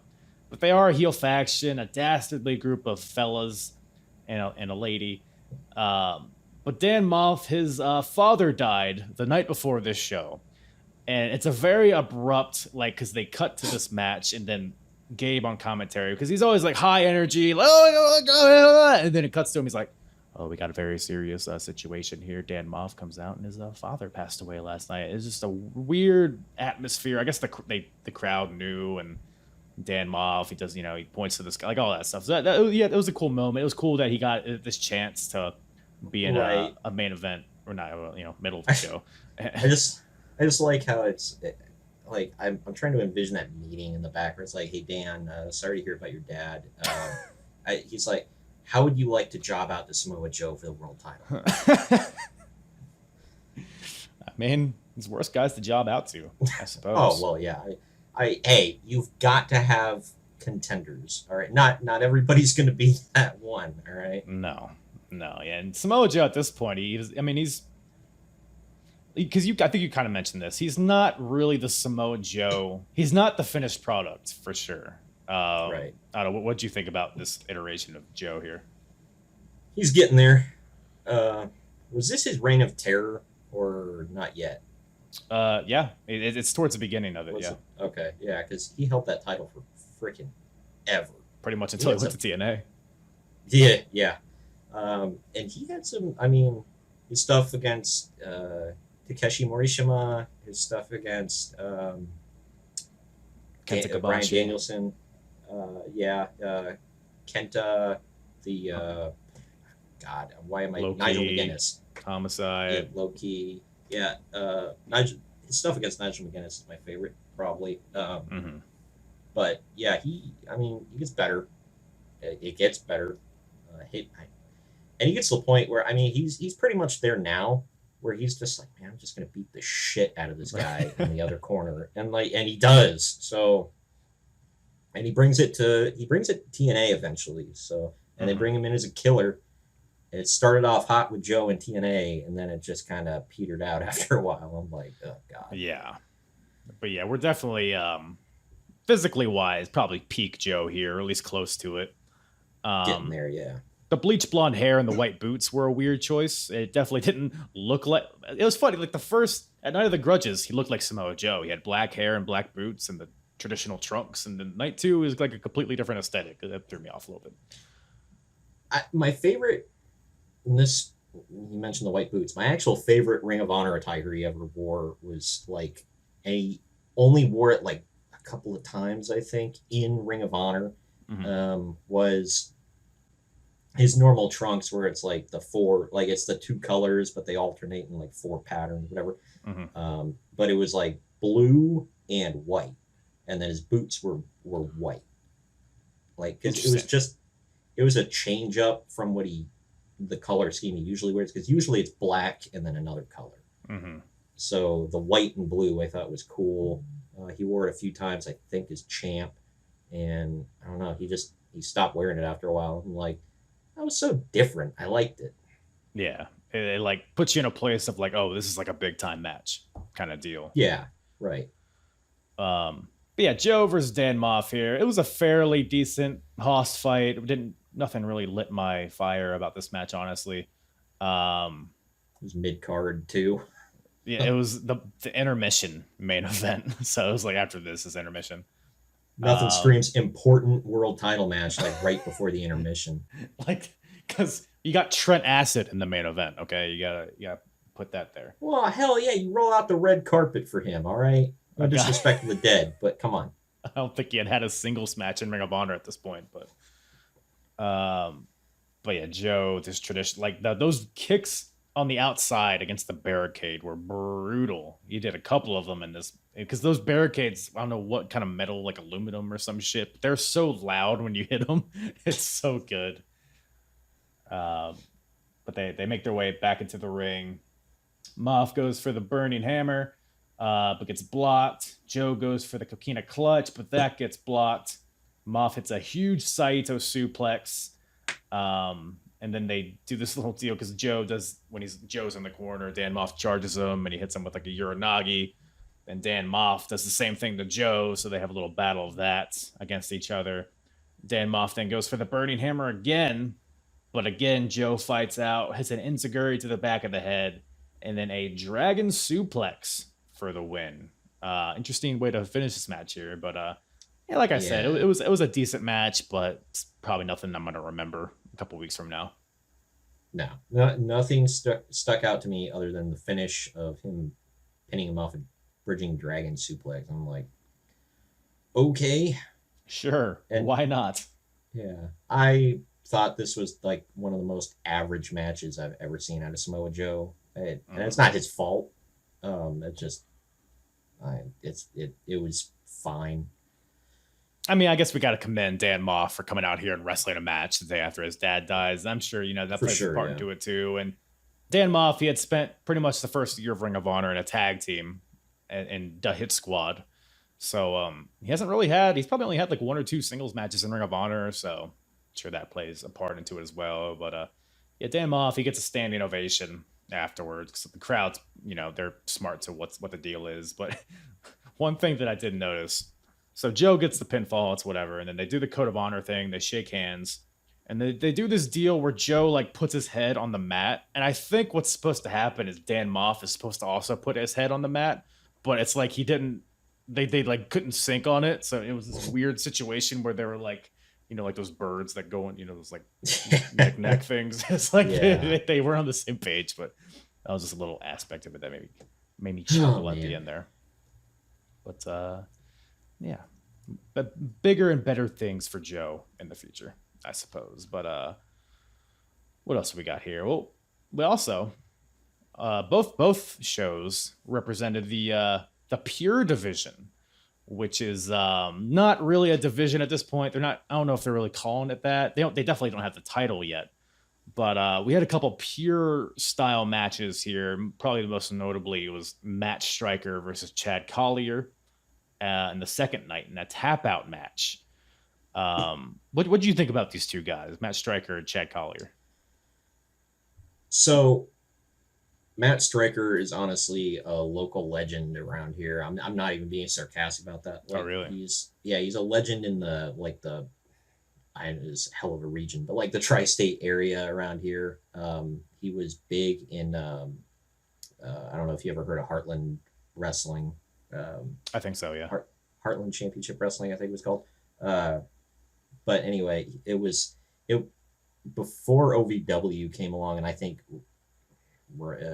during OVW, there was a feeder system for WWE, and they send people, like Road Dogg and some other ones that needed some time off, to train and recover or whatever, they'd send them in. Mm-hmm. And Matt Striker was like one of the top guys around there. He's one of the trainers. When I did the local indie stuff, I worked with his son actually. Oh, really? And Andrew Striker. I forget off the top of my head. It's been a while, but Matt. From everything I heard, he was really good. From here, I liked the matches that he had both nights, but his style, it's stuff that I like. It was stuff that we'd get over in England for sure, or Europe. It was very catch can Matt style. It was cool, but he had a style of, like, if anybody knows what I'm talking about, like one of them where it's like they do some holds, they roll around, they do a move, they stand up, and then the crowd like golf claps. Right. Yeah. So like the crowd was into it, to be fair. They were definitely, or at least they were like respecting it. There was no like boring chants or anything. Yeah, and I mean, it wasn't. It was a huge change up from the high spot indie-rific bull crap, from other matches. But it was just chain wrestling, mat wrestling. I will say about halfway through, towards the maybe last third of the matches, both matches he had, they would start to heat up and they'd start doing a lot more. But yeah, I mean, with that kind of style, he was great. But with his size and that style, it's not hard to see why he wasn't picked up by one of the big time companies. Yeah, it's kind of like because honestly, I wasn't really into any of these matches. And you know what? Matt Striker and Chad Collier, they had a match on one of the earlier shows that I did enjoy, but for whatever reason, I didn't really don't know what it is. But I look at someone like Matt Striker and I compare him to like Daniel Bryan, which maybe is unfair because Bryan Danielson, he's one of the best of all time, and Bryan Danielson, he has a similar style. But for whatever reason, I'm way more into his matches than I am to like this type of match here with Striker and Collier. Maybe it's just there's like a natural charisma maybe that Striker's missing, or yeah, I mean that's part of it for sure. I think the other thing is Striker just straight does the British catch can, rolling around, hold for hold kind of thing. Whereas Bryan, he's like, I'm gonna chain wrestle you for a while, out wrestle you, do some stuff, and then I'm gonna hit a big move or a few big moves. I'm going to go into some high spots and then go back to out wrestling you. So he switches it up to keep it exciting, where it's not just, 20 minutes of two sweaty guys rolling around on a mat. Right. Yeah, because Striker versus Collier, which by the way, it's a tap out match, not a submission match, a tap out match, which begs the question: what happens if you can't tap out? Like, what happens if both your arms are tangled and You're fucked. then you die? It's what happens. Yeah, if you can't tap out, you die. Well, now I'm interested. See, if I had that context, I would have been way more into this. Yeah, exactly. But yeah, I mean, it is what it is. There was like no strikes until like 10 minutes in. So yeah, like you said, like a Bryan Danielson match, it'll be like a waves. It'll be like chain wrestling, high action. It'll be like up and down. Whereas this, it just felt like low, high in like the last 2 minutes. So yeah, it was like the same pace the whole match too. It wasn't, they didn't speed up, slow down, whatever. It's just the same even keel. But Collier at some point he like starts working the leg on Matt Striker, and then towards the end hits a brutal looking dragon screw, and then locks in the cloverleaf, and Matt Striker taps out, and Chad Collier gets the win. And I believe I'm correct on this. I think that these guys have had a few matches, and I don't think Striker has ever beaten them. So I don't know if that's a story they're going to keep telling, or if Chad Collier is just the next big thing here. But it is what it is. Like you said, it was a change up from the SATs and the Special K high spot type of stuff. So in that way, I could see what they're doing here, giving you some variety. But it was fine, I suppose. To paraphrase Tony Schiavone with that dragon screw, it's the leg dragon twist. I like that. That's actually a fun name for him. That's what I'm gonna call it. It's canon in my mind now.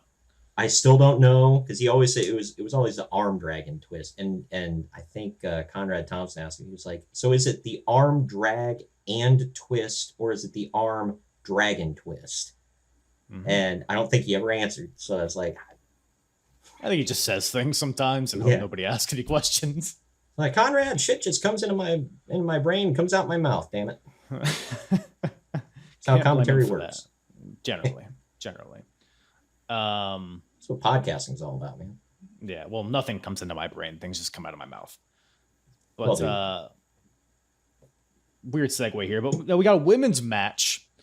Probably, I think the only women's match on either of these shows. We got Sumi Sakai versus Alexis Lurie, aka Mickie James, in a pretty damn good match. Actually, I was very surprised because Ring of Honor at this point they've had a few women's matches, but they're generally just like they're divas matches, kinda.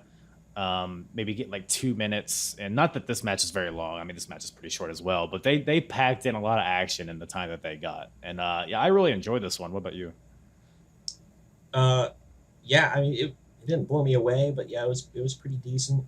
I had low expectations, by the way. Is probably why I thought it was so good. Right. I was blown away. I was like, holy shit, Sumi Sakai was in Ring of Honor back in 2003, because she was one of when they brought in the Women of Honor title. I don't know if she was the first champion or she was one of the first champions. I think she might have been the first. Women's, is that different than their current women's title? I think it's their current women's title, because I think they called it Roxy was their first champion, I believe. Okay, well, I'd have to look it up, but I know she was champion there for a while, and it was like during the rise of Asuka, and I'm like, is Ring of Honor doing this on purpose? But right. But I had no idea that she was in way back in 2003. So I knew about Alexis Lurie, but I had no idea that she wore the same tights like forever, like same design and everything. I was like, all right then. Yeah. I mean, she would wear the skirt or whatever when she first debuted in WWE, but yeah, she would go back to pretty much this, which is very interesting. Yeah. She was always pigeon-toed and all that stuff. So. But yeah, some pretty good action here. We got some missile drop kicks by Sakai, surfboards, a lot of submissions. The crowd's really into it because I think the crowd is definitely they're happy to see women's wrestling, I suppose. At least that's how it came off. Even the commentary was still, oh, look at Alexis's belly. isn't that ultra hot or whatever the hell they were saying. It was obnoxious, but and you got to think of where women's wrestling was in 2002. I mean, we only had WWE, and they had like a couple decent women's matches, but most of it was just the diva shit where they'd get 5 minutes to go out there and botch a few moves and then go home. Yeah, I feel like this period. I mean, you got your Trishes and your Litas and Victoria and Jazz, so it was like a little bubble of time where it was like kind of respected, and like when Trish and Lita main events at Raw and stuff, but then it would go back to Ashley Massaro and Christy Hemme and all that shit. Yeah. Then they were like, well, you had your good match last week. This week is going to be a bikini contest.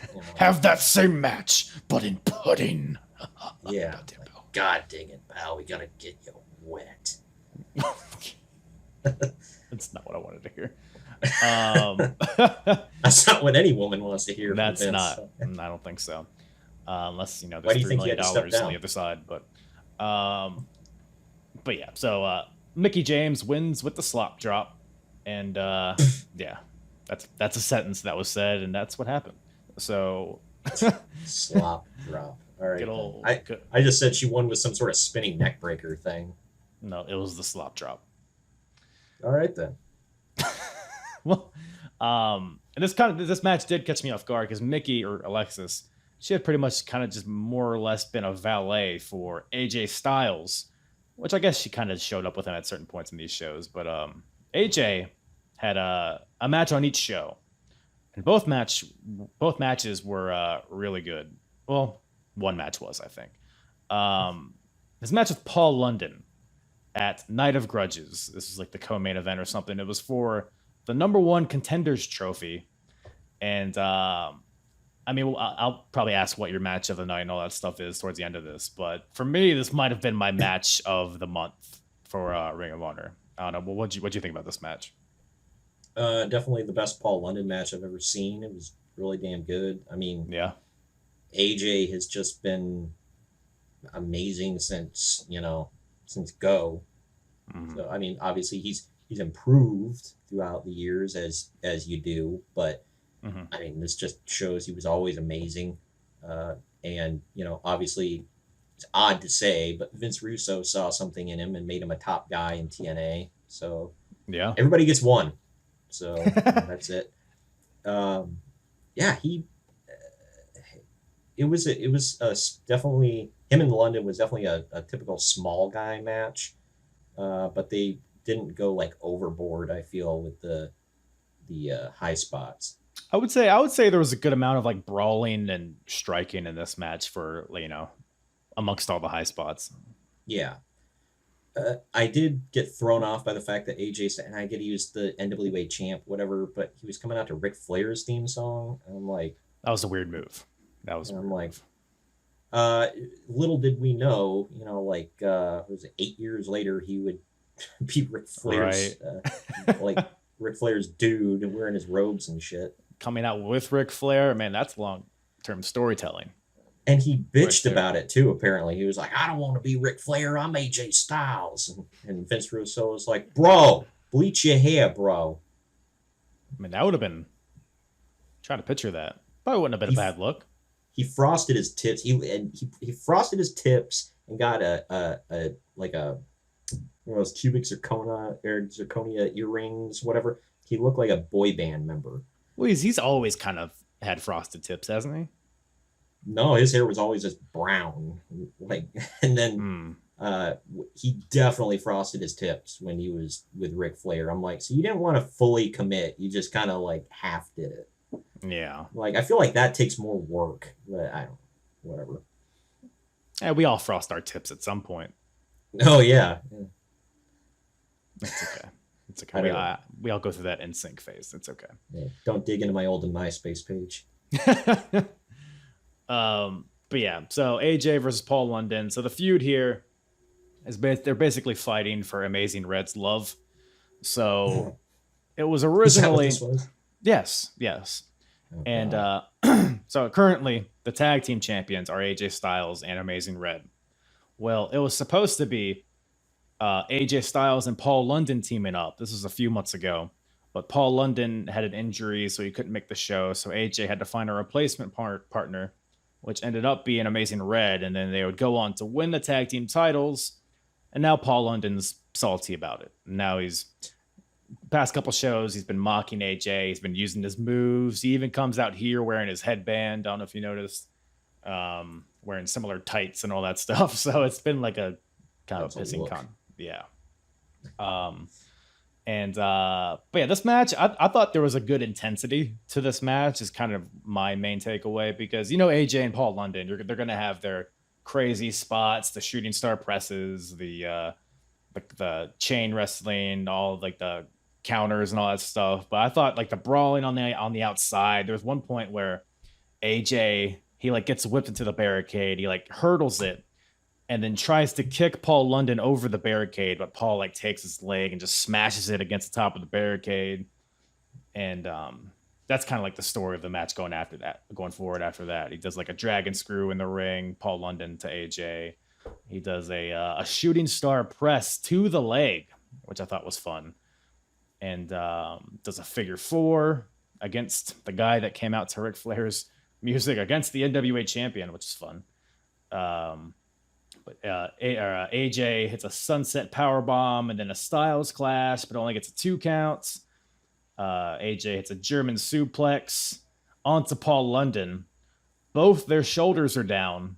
And then the ref counts 3 on both of them. So it's a draw. So fun match, really intense match, but ultimately it's a draw. So I don't know. What'd you think about that finish there? Boo. That was, I don't know. That was random. Like, oh, a double down German suplex spot. Cool. Like, I don't know. It was fine. The match itself was good. Great. It was definitely one of my favorites of both shows. Although, they were competing for number 1 contendership for the Ring of Honor title, and AJ was the NWA champion, so it was kind of a contest of which one of these world titles is more meaningless in 2002. Yeah. I mean, like, if anybody thinks in 2002 the NWA title meant anything, they're freaking full of shit. Like, yeah, it was essentially the NWA TNA title at this point. Was TNA? Oh yeah, that's right. Yeah, because TNA came out previous year. Yeah, so yeah, it was still being. Nobody gave a shit in 2002. But and Ring of Honor, like hardly anybody knew about it in 2003. It was the underground cool kids, thing. That number 1 contenders trophy is coveted.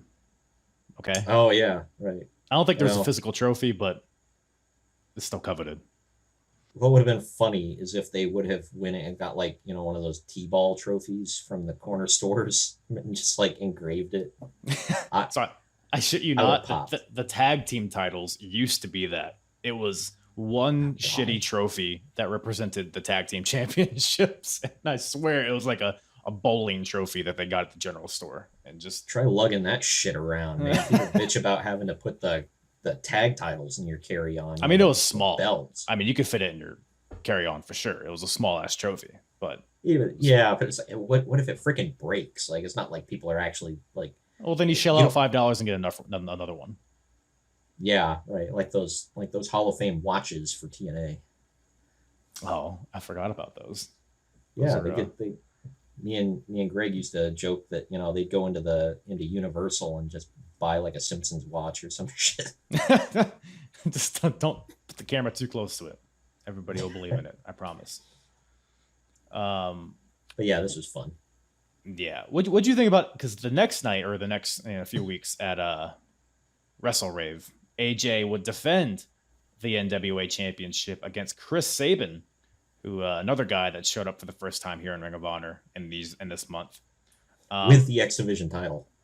Yes, you got on a Ring of Honor show. You got an NWA title being defended against a TNA champion. It's a whole thing, and he's also the ROH tag team champion as well. It's weird, but a lot of belts being thrown around. A lot, and AJ versus Chris Sabin. I was kind of underwhelmed by this match. I don't know. What did you think about it? I mean, if you're comparing it to some of the stuff they did in TNA, yeah, sure. it was well above a lot of stuff on either one of these shows. So Agreed. Yeah. I liked it. I will always love Chris Sabin. He's another guy I always thought was super underrated. More people should know who the hell he is. But yeah, and this was the Chris Sabin I like when I first started watching TNA. This was like the Sabin I fell in love with. Like, you know, the long, like there for a while. I couldn't tell here because the lighting sucked, but there he was like dyeing it like red, like Little Mermaid red, you know? Right. Yeah. He had the long hair. He was always in contention for the X title. He was always doing crazy shit. Like Chris Sabin was awesome. Is awesome. So, and here he still was really good. He obviously get better, but you know, him versus Styles here, I thought was a breath of fresh air, especially after some of the stuff I had to sit through earlier in the show. So, you know, yeah, it was like a no bullshit, just a good wrestling match. But yeah, like you said, it's probably unfair to compare it against, because like where I'm at now in TNA in my rewatch, it's like 2006, where both these guys are just like on fire. So maybe that's kind of my expectation here. Yeah, I think they're on Spike. Are they on Spike at the point you're at? Yeah. Okay, yeah. So they're like, well, you know, we can't just dick around anymore. You know, we gotta actually like do shit.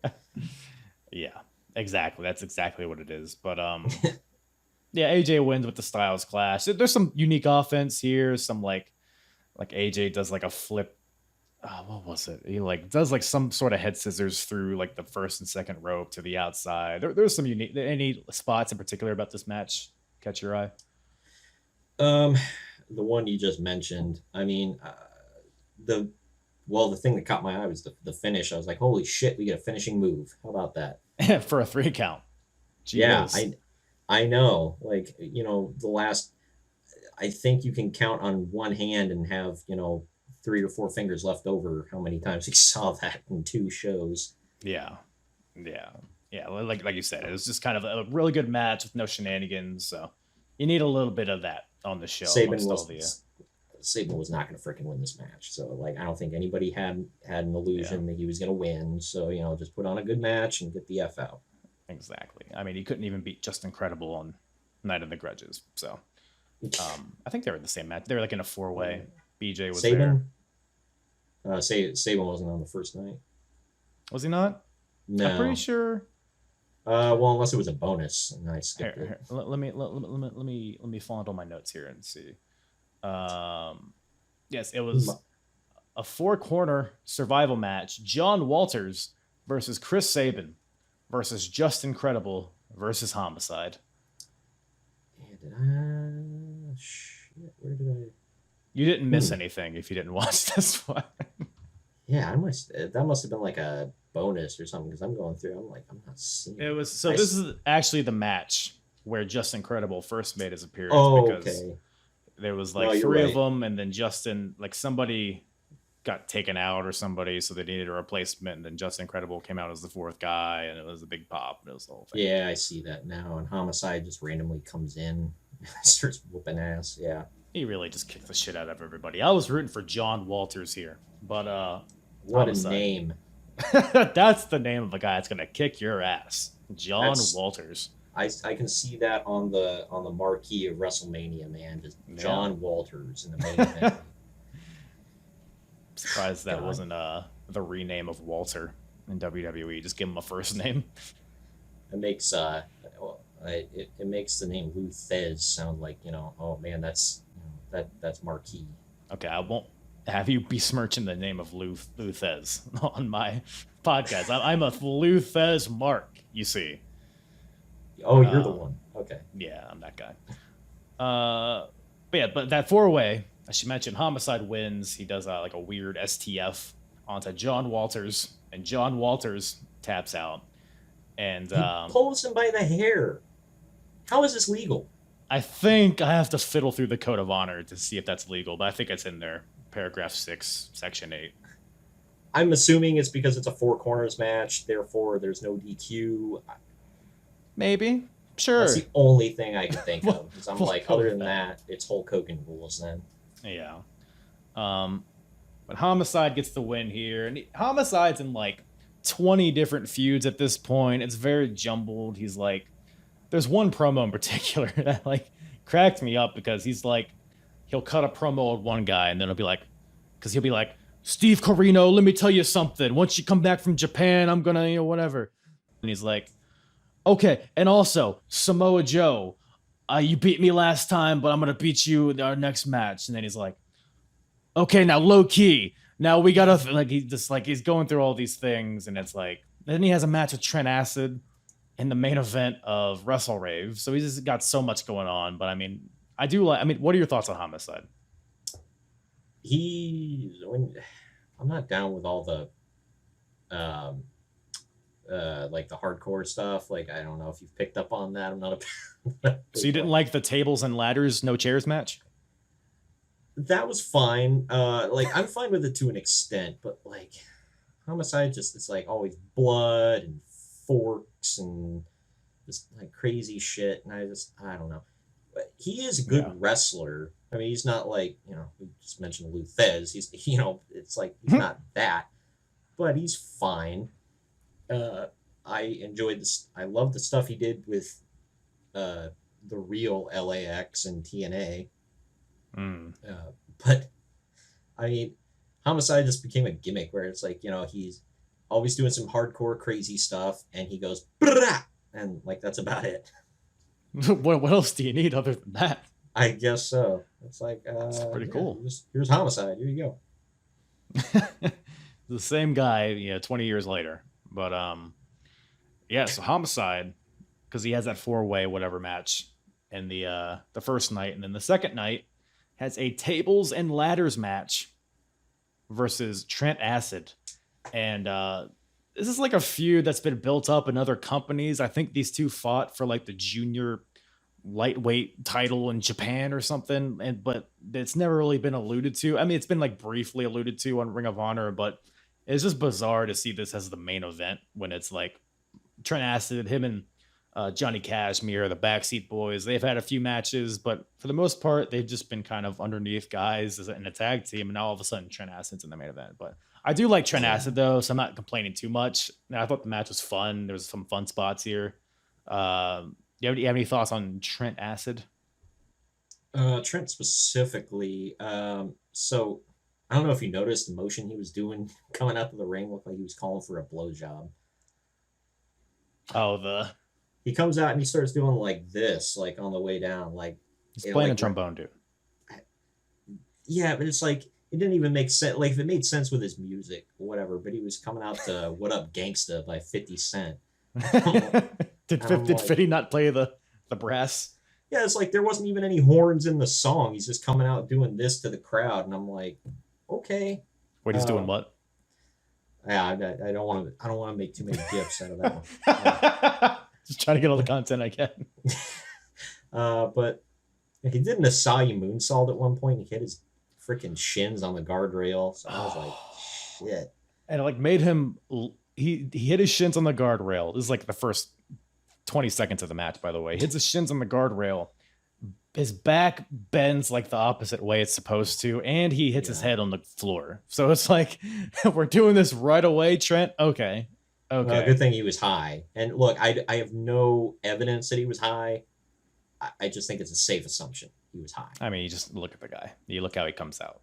Yeah. Well, and, it's not like he looked like, oh my God, that's an athlete right there. But out of the Backseat Boys, he was the only one that looked like he belonged in a ring. Like Johnny Cashmere just looked like a dude. They did work as a tag team, though. I will say they had a really good chemistry, and the matches I've seen have been good from those two. I had always heard of him. I never saw him. I've seen a few Trent Acid matches. He was good. I think, like, and I've talked about guys. Oh, he never would have gotten over and whatever. I honestly think if Trent Acid could have been clean and sober, he could have had a run in one of the bigger leagues, I think, because I mean he was really good.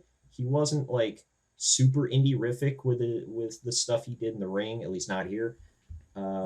He had a decent look you could work with. I mean he had a similar build to I think Joey Mercury. Yeah, I was gonna say he reminded me of Joey Mercury in this match. Yeah, yeah. Except I think he was a better wrestler than Joey Mercury. I mean, maybe, I don't know. More exciting for sure. Yeah, yeah. So I don't know. Like I said, if he could have stayed clean and sober, it really does suck. I think didn't he OD or something like that? I think something along those lines. Yeah, unfortunately. Yeah. Um, but yeah, super talented dude. Match was fun. There's like a after Trent somehow gets up from landing on his head from that Asai moonsault. There's one point. There's ladders and chairs and all sorts of weapons and getting slammed to the ladders in the corner and all the traditional stuff you see there. There's one point where there's some tables set up on the outside and also one table set up on the inside. So it's like Trent's trying to superplex Homicide through the table on the inside, but Homicide ends up just hitting an ace crusher from the top rope to the outside through like two tables, which was nutty. That was crazy. 'Cause I didn't see that coming. I thought he was going to go into the inside, so I love that little bait and switch there. But only gets a 2 count. To your point, somehow we have more moves to do. More moves. We got some Yakuza kicks. They go like back and forth. They each hit each other with like 5 Yakuza kicks. Trent gets the better of him, and he sets up this huge ass ladder. It's got to be like a 20-foot ladder, and he starts climbing it for whatever reason. There's nothing hanging from the thing. You got to pin your opponent, so I don't know what he's climbing to, but high spots. Figure it out. Homicide shoves the ladder. Trent goes to the outside. Homicide sets up a ladder against the guardrail and tries to hit his tope con hilo onto Trent, but Trent gets out of the way and Homicide goes crashing through the ladder. And but they both make their way back to the ring eventually. Homicide goes for the cop killer, but Trent Acid reverses into a roll-up and gets the win with a good old-fashioned wrestling move amongst all this carnage. So fun. It was a fun match, I thought, for what it was. It was way better than I thought it was gonna. I thought it was gonna be a damn mess, and I mean it was, but it was fun. I think my least favorite part of the whole thing was, I don't know, they called him J Train. Julius Smokes. Yeah. Okay. Yeah. Blah, blah. Yeah. He looked like he stepped right out of the movie Friday. Like he was like a cartoon character, like over the top. But yeah, I'm like, well, I don't give a damn about you. He got involved. Johnny Cashmere got involved. I'm like, oh, everybody's partying. Oh, God. And then I think, didn't more people come out? Yeah, Special K freaking came out at the end. Like, not the. Well, that's how you end a show, brother. It was with a rave. Oh yeah, bring out the Lollipop Guild and turn on the strobes. Let's go. Pass out the E. Yeah. And there's like girls in there that are making out with each other. It's like every teenage boy's dream. Well, just you know why? Because the lesbians needed a gig after HLA. Oh, yeah. Okay. Peaches and Cream. They were running out of money, so they had to get an indie spot. I get it. Yeah, I get it. You have a gimmick, you got to run with it. And their mothers named them that. So that's really just set them up for being lesbians when you think about it. What else are you going to go in? What other kind of line of work are you going to go into? You're going to be a manager of a bank. It's like, Peaches will see you now. Like, no, the hell she won't. Oh, my real estate agent Cream is on her way over. Yeah, well then. It is what it is. But, so yeah, Special K, the show ends with like, it'll be like Special K dancing and all over the arena. Then it'll cut to like a bonus match, and then it'll cut back to them dancing, and it'll cut to like a promo and weird move. Rob Feinstein clearly learned from the ECW book of why the F is this going on. It still works, man. It still works. To this day, Paul Heyman says one of the greatest moments in the history of ECW was when Public Enemy had like the crowd hit the effing ring, and they were like waving their arms in the air. Like, yeah. That was so effing dumb. like cool, I guess. Nah. Yeah, right. It's like, first of all, who could possibly give a shit about the? And I know they're dead. I'm gonna offend a lot of people, but Fuck them. They deserved it, right? Go on. Who gives a shit about the Public Enemy, man? Like, God. Like, even hardcore ECW fans, like I brought him up earlier, Conrad Thompson was talking about, when you see them outside of the confines of ECW, you get much more respect for Paul Heyman being able to get them over. I'm gonna tell you this. And I actually just talked about this recently on a recent episode. Public Enemy is almost worthless without their theme music. Yeah, I love the term. I've used this a couple times. It's like, as a kid, I thought their entrance was cool. I waved my arms, the same thing with Disco Inferno, whatever, although he could actually wrestle. But then that damn bell had to ring, man. And god dang, they sucked.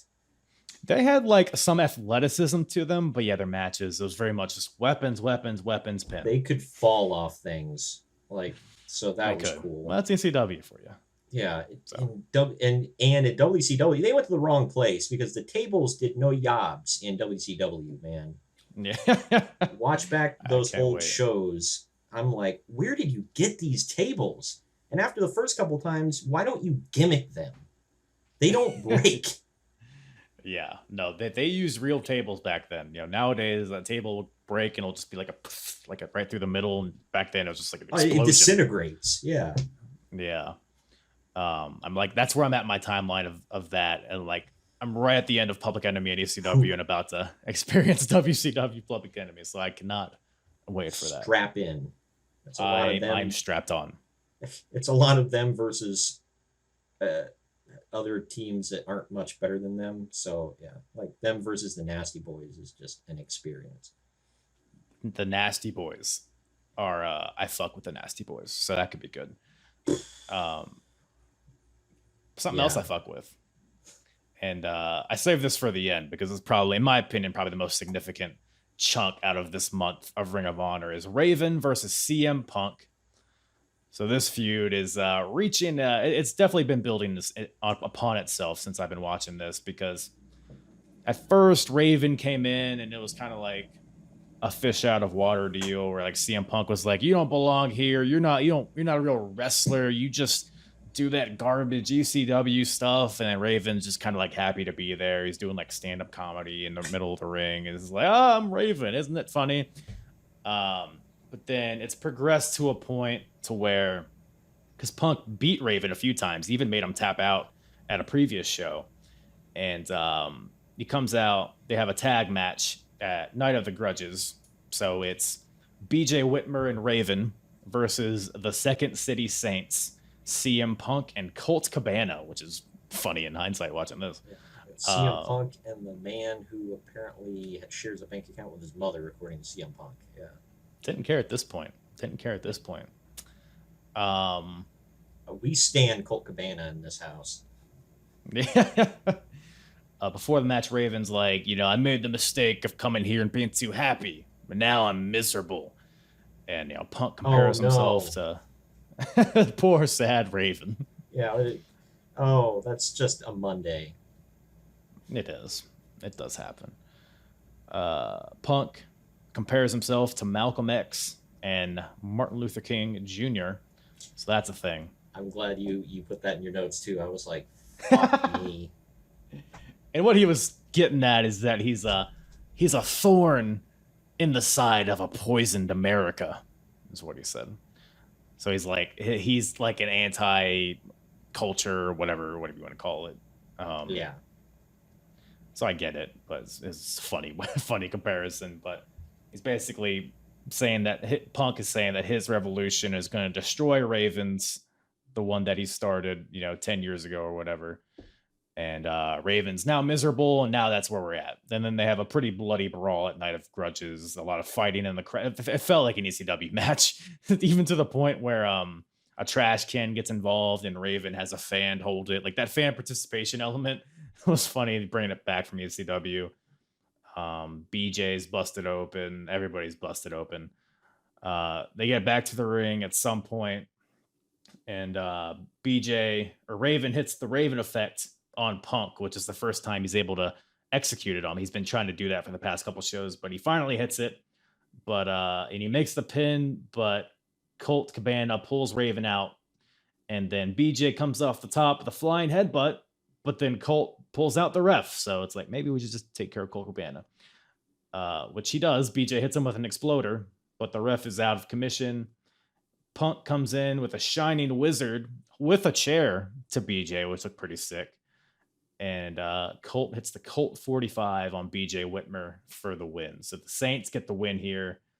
But after the match, Punk attacks Raven. So it feels like Punk now is like threatened by Raven, even though he's beaten him in the past. It's like a different Raven now. It's kind of the deal here. But yeah, I thought this first match with these two was really good. What about you? Yeah, I mean, I enjoyed it. It was, I'll tell you what, I love Raven. I'm a low-key, like, big Raven fan. I always thought he got less than he deserved. Some of it was his own doing, and he even admits he had a bad attitude. And I know, shocker. Yeah. But, and everybody said he was miserable to be around. Again, shocker. But he was super talented. I loved most things he did in the TNA up until probably up until like his Serotonin era. I enjoyed most Raven stuff. So his title run was pretty good. Yeah, I really enjoyed it. I thought it sucked that they they were like, oh, he's not marketable enough as champion when we go to Spike TV, so we have to have him drop the belt to Jeff Jarrett on a Canadian house show. By the way, recorded on like old school cell phone video. Yeah, because people will tune in more for Jeff Jarrett as champion. Yeah, so they disrespected him, but this was the Punk I got first introduced to Punk around this time because I had friends who kept up with all the underground stuff and Ring of Honor and CZW and all that, and they would send me videos and clips and whatever, and they're like, dude, check this guy out. And this is the Punk I got really into. That's why I marked out when he came out. It was Revolution, where he wore the shorts, and he came out to Miseria Cantera, and I was like, man, like, it just brought me back. So I couldn't watch a whole lot of his stuff back in the day, but correct me if I'm wrong, it sounded like one of the promos he cut, it basically sounded like this whole feud between him and Raven boiled down to Punk has daddy issues because Punk was like, my dad was a drinker and you're a drinker, so you remind me of my dad, so I don't like you. I was like, is that what that's this like whole feud is? that does as what it boils down to. Yeah. That's one of those promos that I've seen before. So it's like one of those things that's like transcended whatever. Really good promo, like a different level of intensity to this feud that I think it's been missing before this. That might have been after their second match, but yeah, it was the feud's escalated to a point where it's become really personal. Like at Night of the Grudges, their first tag team match, the attack after the bell, Punk puts him through a table. And then at Wrestlerave, they essentially have the same match, but instead of BJ Whitmer, it's Christopher Daniels. I don't know. Did you have any like preference between those two tag matches? They kind of blurred together for me. Yeah, I thought. I don't know. The second one I felt was, I don't know. I'll always choose Christopher Daniels over BJ Whitmer. That's not even a. Well, that's a hot take. Yeah, not the BJ. I'll say that BJ Whitmer's not bad. And he's a bigger name around these parts too. I think he's from the Southwest Ohio area. But yeah, the second match I thought was better, but there was I feel like there was a lot more hardcore brawling with this one. Everyone freaking bleeds in both matches. So, gotta bleed. Punk's got to get the blood in his blonde hair and everything. Of course. So I don't know. Raven, I feel like was doing some of the, like, physically in his matches, I feel like was doing some of the best work he did in years around this time. So I really like this era of Raven. I don't know if I said Punk or Raven there. You said Raven. Yeah. But yeah, I said, okay, so Raven. Raven was physically, I think, was doing some of the best stuff in matches at this point of his career. And I had heard, I haven't seen too much of it, so I'm glad I got to see some of it here on these shows. But I had heard of, you know, the Punk Raven feud, and I'd seen some of the promos, but I know they have a cage match at one point. Yeah. And They a do. dog I forget which collar show match. it is. Yeah, so the next show, Death Before Dishonor, is where that dog collar match takes place. And it gets set up here. So at Wrestlerave, the second night, the Saints get the win again. But this time it's because Punk uses a chain to basically choke Raven, and then he gives him like a neck breaker with the chain wrapped around his neck and whips him with the chain. And Punk's able to pin Raven after this attack with the chain, and then continues to choke him. He like hangs him on the turnbuckle. It's a whole thing. Punk's bleeding, Raven's bleeding, I'm bleeding. Like it's a whole, it's everyone's just covered in blood, and it basically sets up. I think Punk leaves, which by the way, he leaves after this bloody beat down. Copacabana just starts playing. Punk's trying to be so intense. It was Lola. That was fun. Their dynamic was so cool back in the day. I had seen a promo where I think they won the titles or they won some big match or something. And Punk is cutting this like super serious promo in the back. He's like sweaty and bloody and talking and like doing his like thing right in the camera. And then Colt Cabana comes out with one of those party things. He's like right in his face. And he's just like, damn it. And he's like dancing around and crap. I'm like, it's just such a stupid team, but it worked. Yeah. And but yeah, that's it. And then Raven, after they leave, Raven basically challenges him to a dog collar match, which is kind of his specialty. I don't know if at this point it was. I know it like he would have a bunch of them in TNA and stuff. So so we got that to look forward to in the next show. Was it the first match or this match or both matches? He mentioned Clockwork Orange House of Fun.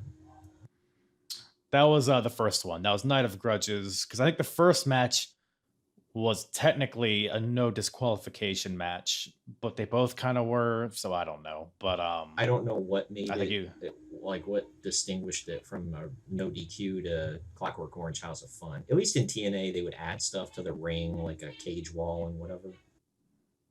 Yeah, TNA, they would have like one side of the ring would have a cage, and it would have like weapons hanging from it. And there's actually a really good Clockwork Orange House of Fun match between Raven and X-Pac.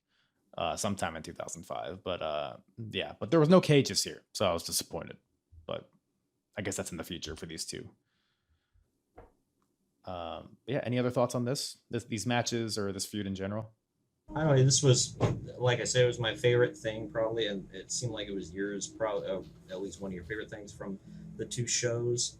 So it's grown so much even since then, and people look back on it so fondly in the history of Ring of Honor. It was different. Like, I mean, yeah, you had people doing garbage stuff, whatever, but it seemed like this was bigger, especially because like Raven was established. He'd been to WCW, ECW, WWE, and now he was in TNA at this point, I think. I couldn't remember if he popped up yet or not.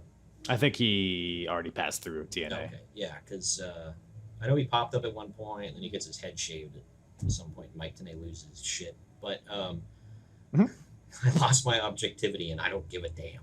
Like that was funny.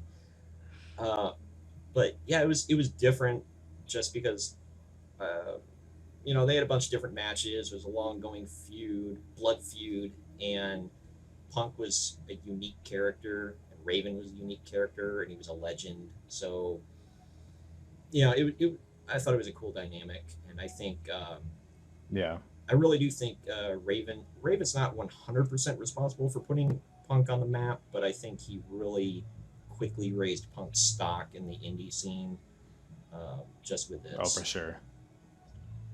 Yeah, I mean, in a indie scene that's filled with a bunch of guys in baggy clothes and long hair and goatees and high spots, like you gotta have something to differentiate yourself. And I think this this allowed Punk to show his chops on the mic, I think, and as well his ability to do like the hardcore stuff and hang in there with somebody like Raven, who I feel like Raven's very underrated in ring. Like even back to his days in ECW, I thought the stuff him and Dreamer were doing was great, and all that stuff, and even the stuff in TNA with Rhino and Abyss and stuff like that. Even like Jarrett, like all that stuff was really good. So yeah, I agree. It's definitely elevated Punk. And for sure.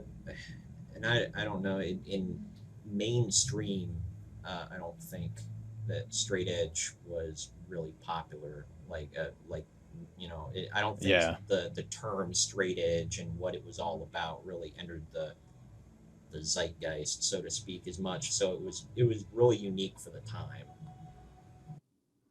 Mm-hmm. Yeah, I had never heard of the term straight edge until he debuted in WWE. So especially in 2003, I'm sure. But there were people in the crowd doing this. Maybe they just were doing it because Punk did it and they didn't know what it meant. But yeah, that was good stuff. But yeah. So anything else that we didn't cover that you were itching to talk about in terms of these two shows?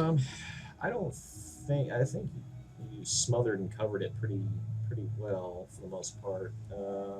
Chopped and diced. Yeah. Let's see. Yeah, I think I had mentioned the thing about Matt Striker where I said I think I think if he was about a foot taller, shave that stupid unibrow. Mm-hmm.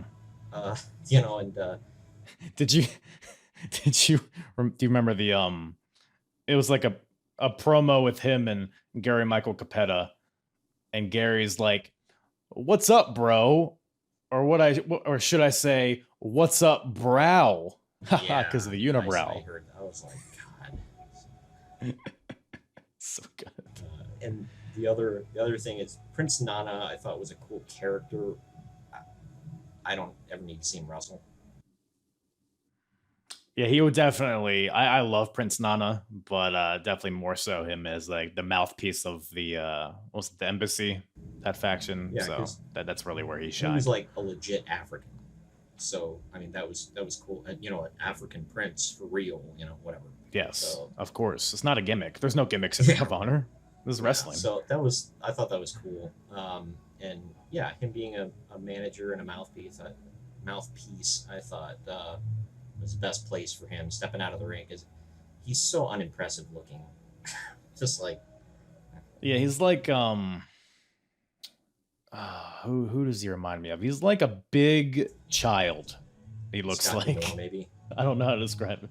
Scott D'Amore is not where my mind went to, but you know what? It's not incorrect. Look back, I thought of Scott D'Amore because he was like a WCW jobber for a while, and he was just like a dude. Yeah. Like his look. So. Mm-hmm. Well, it is what it is, but yeah, I think that about covers it. I guess real quick, match of the month and wrestler of the month. Probably gonna have to give it to Styles in London for match of the month. Styles, I would say, would be wrestler of the month. Yeah, I agree on the match for sure. I don't necessarily disagree with Styles. I'd probably go Punk for wrestler of the month just because of how awesome the feud's getting and how it's just his performance in the matches that he had with Raven and Daniels and the dynamic with Colt Cabana. But yeah, I think we're pretty much on the same page with that. But he definitely evolved well, though. You could see this was definitely like chibi Punk. He was about to grow and get better. By the time he hits WWE, he's like peak. Yeah, for sure. We're still basketball shorts and Copacabana, so we're not even at Miseria Cantare or whatever that song is. But the dog color match, I think, is a big turning point for him, though. For sure. That cage match, just all that, the whole thing, yeah. Yeah, I mean, it's definitely it's a main event program that I marked for. But speaking of which, the Main Event Marks podcast is a podcast that you should all check out listening. Once again, Troy, thank you once again for checking out the shows, coming on, discussing. Where can everybody find you and the Main Event Marks podcast? All of our links are on our link tree, linktr.ee/main event marks. You can find us Twitter, Facebook, Instagram. I'm on Twitter most of all at @main_event_marks. And I tweet a bunch of stuff. We're trying to grow our YouTube channel, so there's like exclusive content on there with Marks on Media as well. So sometimes I'll review a show or a movie or games or whatever stuff like that. So we're growing, right? And yeah, we're trying to expand our horizons, cover a little bit of everything, kind of like you do from the past. So check it out. Hell yeah, yeah. I listened to your In Your House 3 review earlier, and I don't like you besmirched the name of Hog, but I'll let it slide this time. I will say out of the I think Henry Godwin was pretty good. He had a horrible gimmick. I mean, it worked for 95, I guess, but he was head and shoulders above Phineas, so there's that. I mean, that's not really saying much. How did his theme song go again? Wasn't it just like freaking fiddles? or was it was like pigs. Like what did it sound like? I don't even remember. I just know the whatever they play on Peacock. I don't know if that was their actual theme, but it's just like real hard fiddling going on. Oh, I hope so. it is. I was hoping you would oink, to close I know out what you for were us. pushing But, for. I wasn't. I'm not a barking seal. Okay. Once again, thank you to Troy from the Main Event Marks. He had like a mariachi band in the background towards the end of it. I don't know if I was able to edit it out or not, but we'll see. We'll see. But I think that only amplifies the experience for the viewer or for the listener. So no, but always a good time with Troy. Fun episode. Like I said, go check out the Main Event Marks wherever you listen to podcasts. Check out their merch. Check out the link tree. That'll bring you to all of the stuff, all the ways you can support them and follow them on social media. And check me out, why don't you? apronbump.com for all my full episodes. If you like this type of episode, you can go to Ring of Honor, or you can go to don't go to Ring of Honor. That doesn't exist. Not anymore. As much as AEW wants to have you believe that.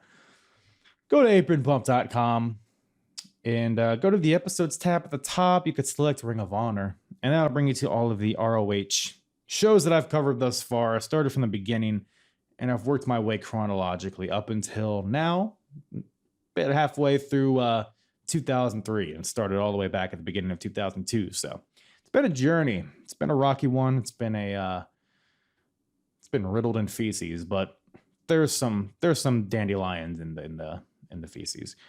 So yeah. Once again, thank you guys so much for listening. Love you all. Big smooches all around.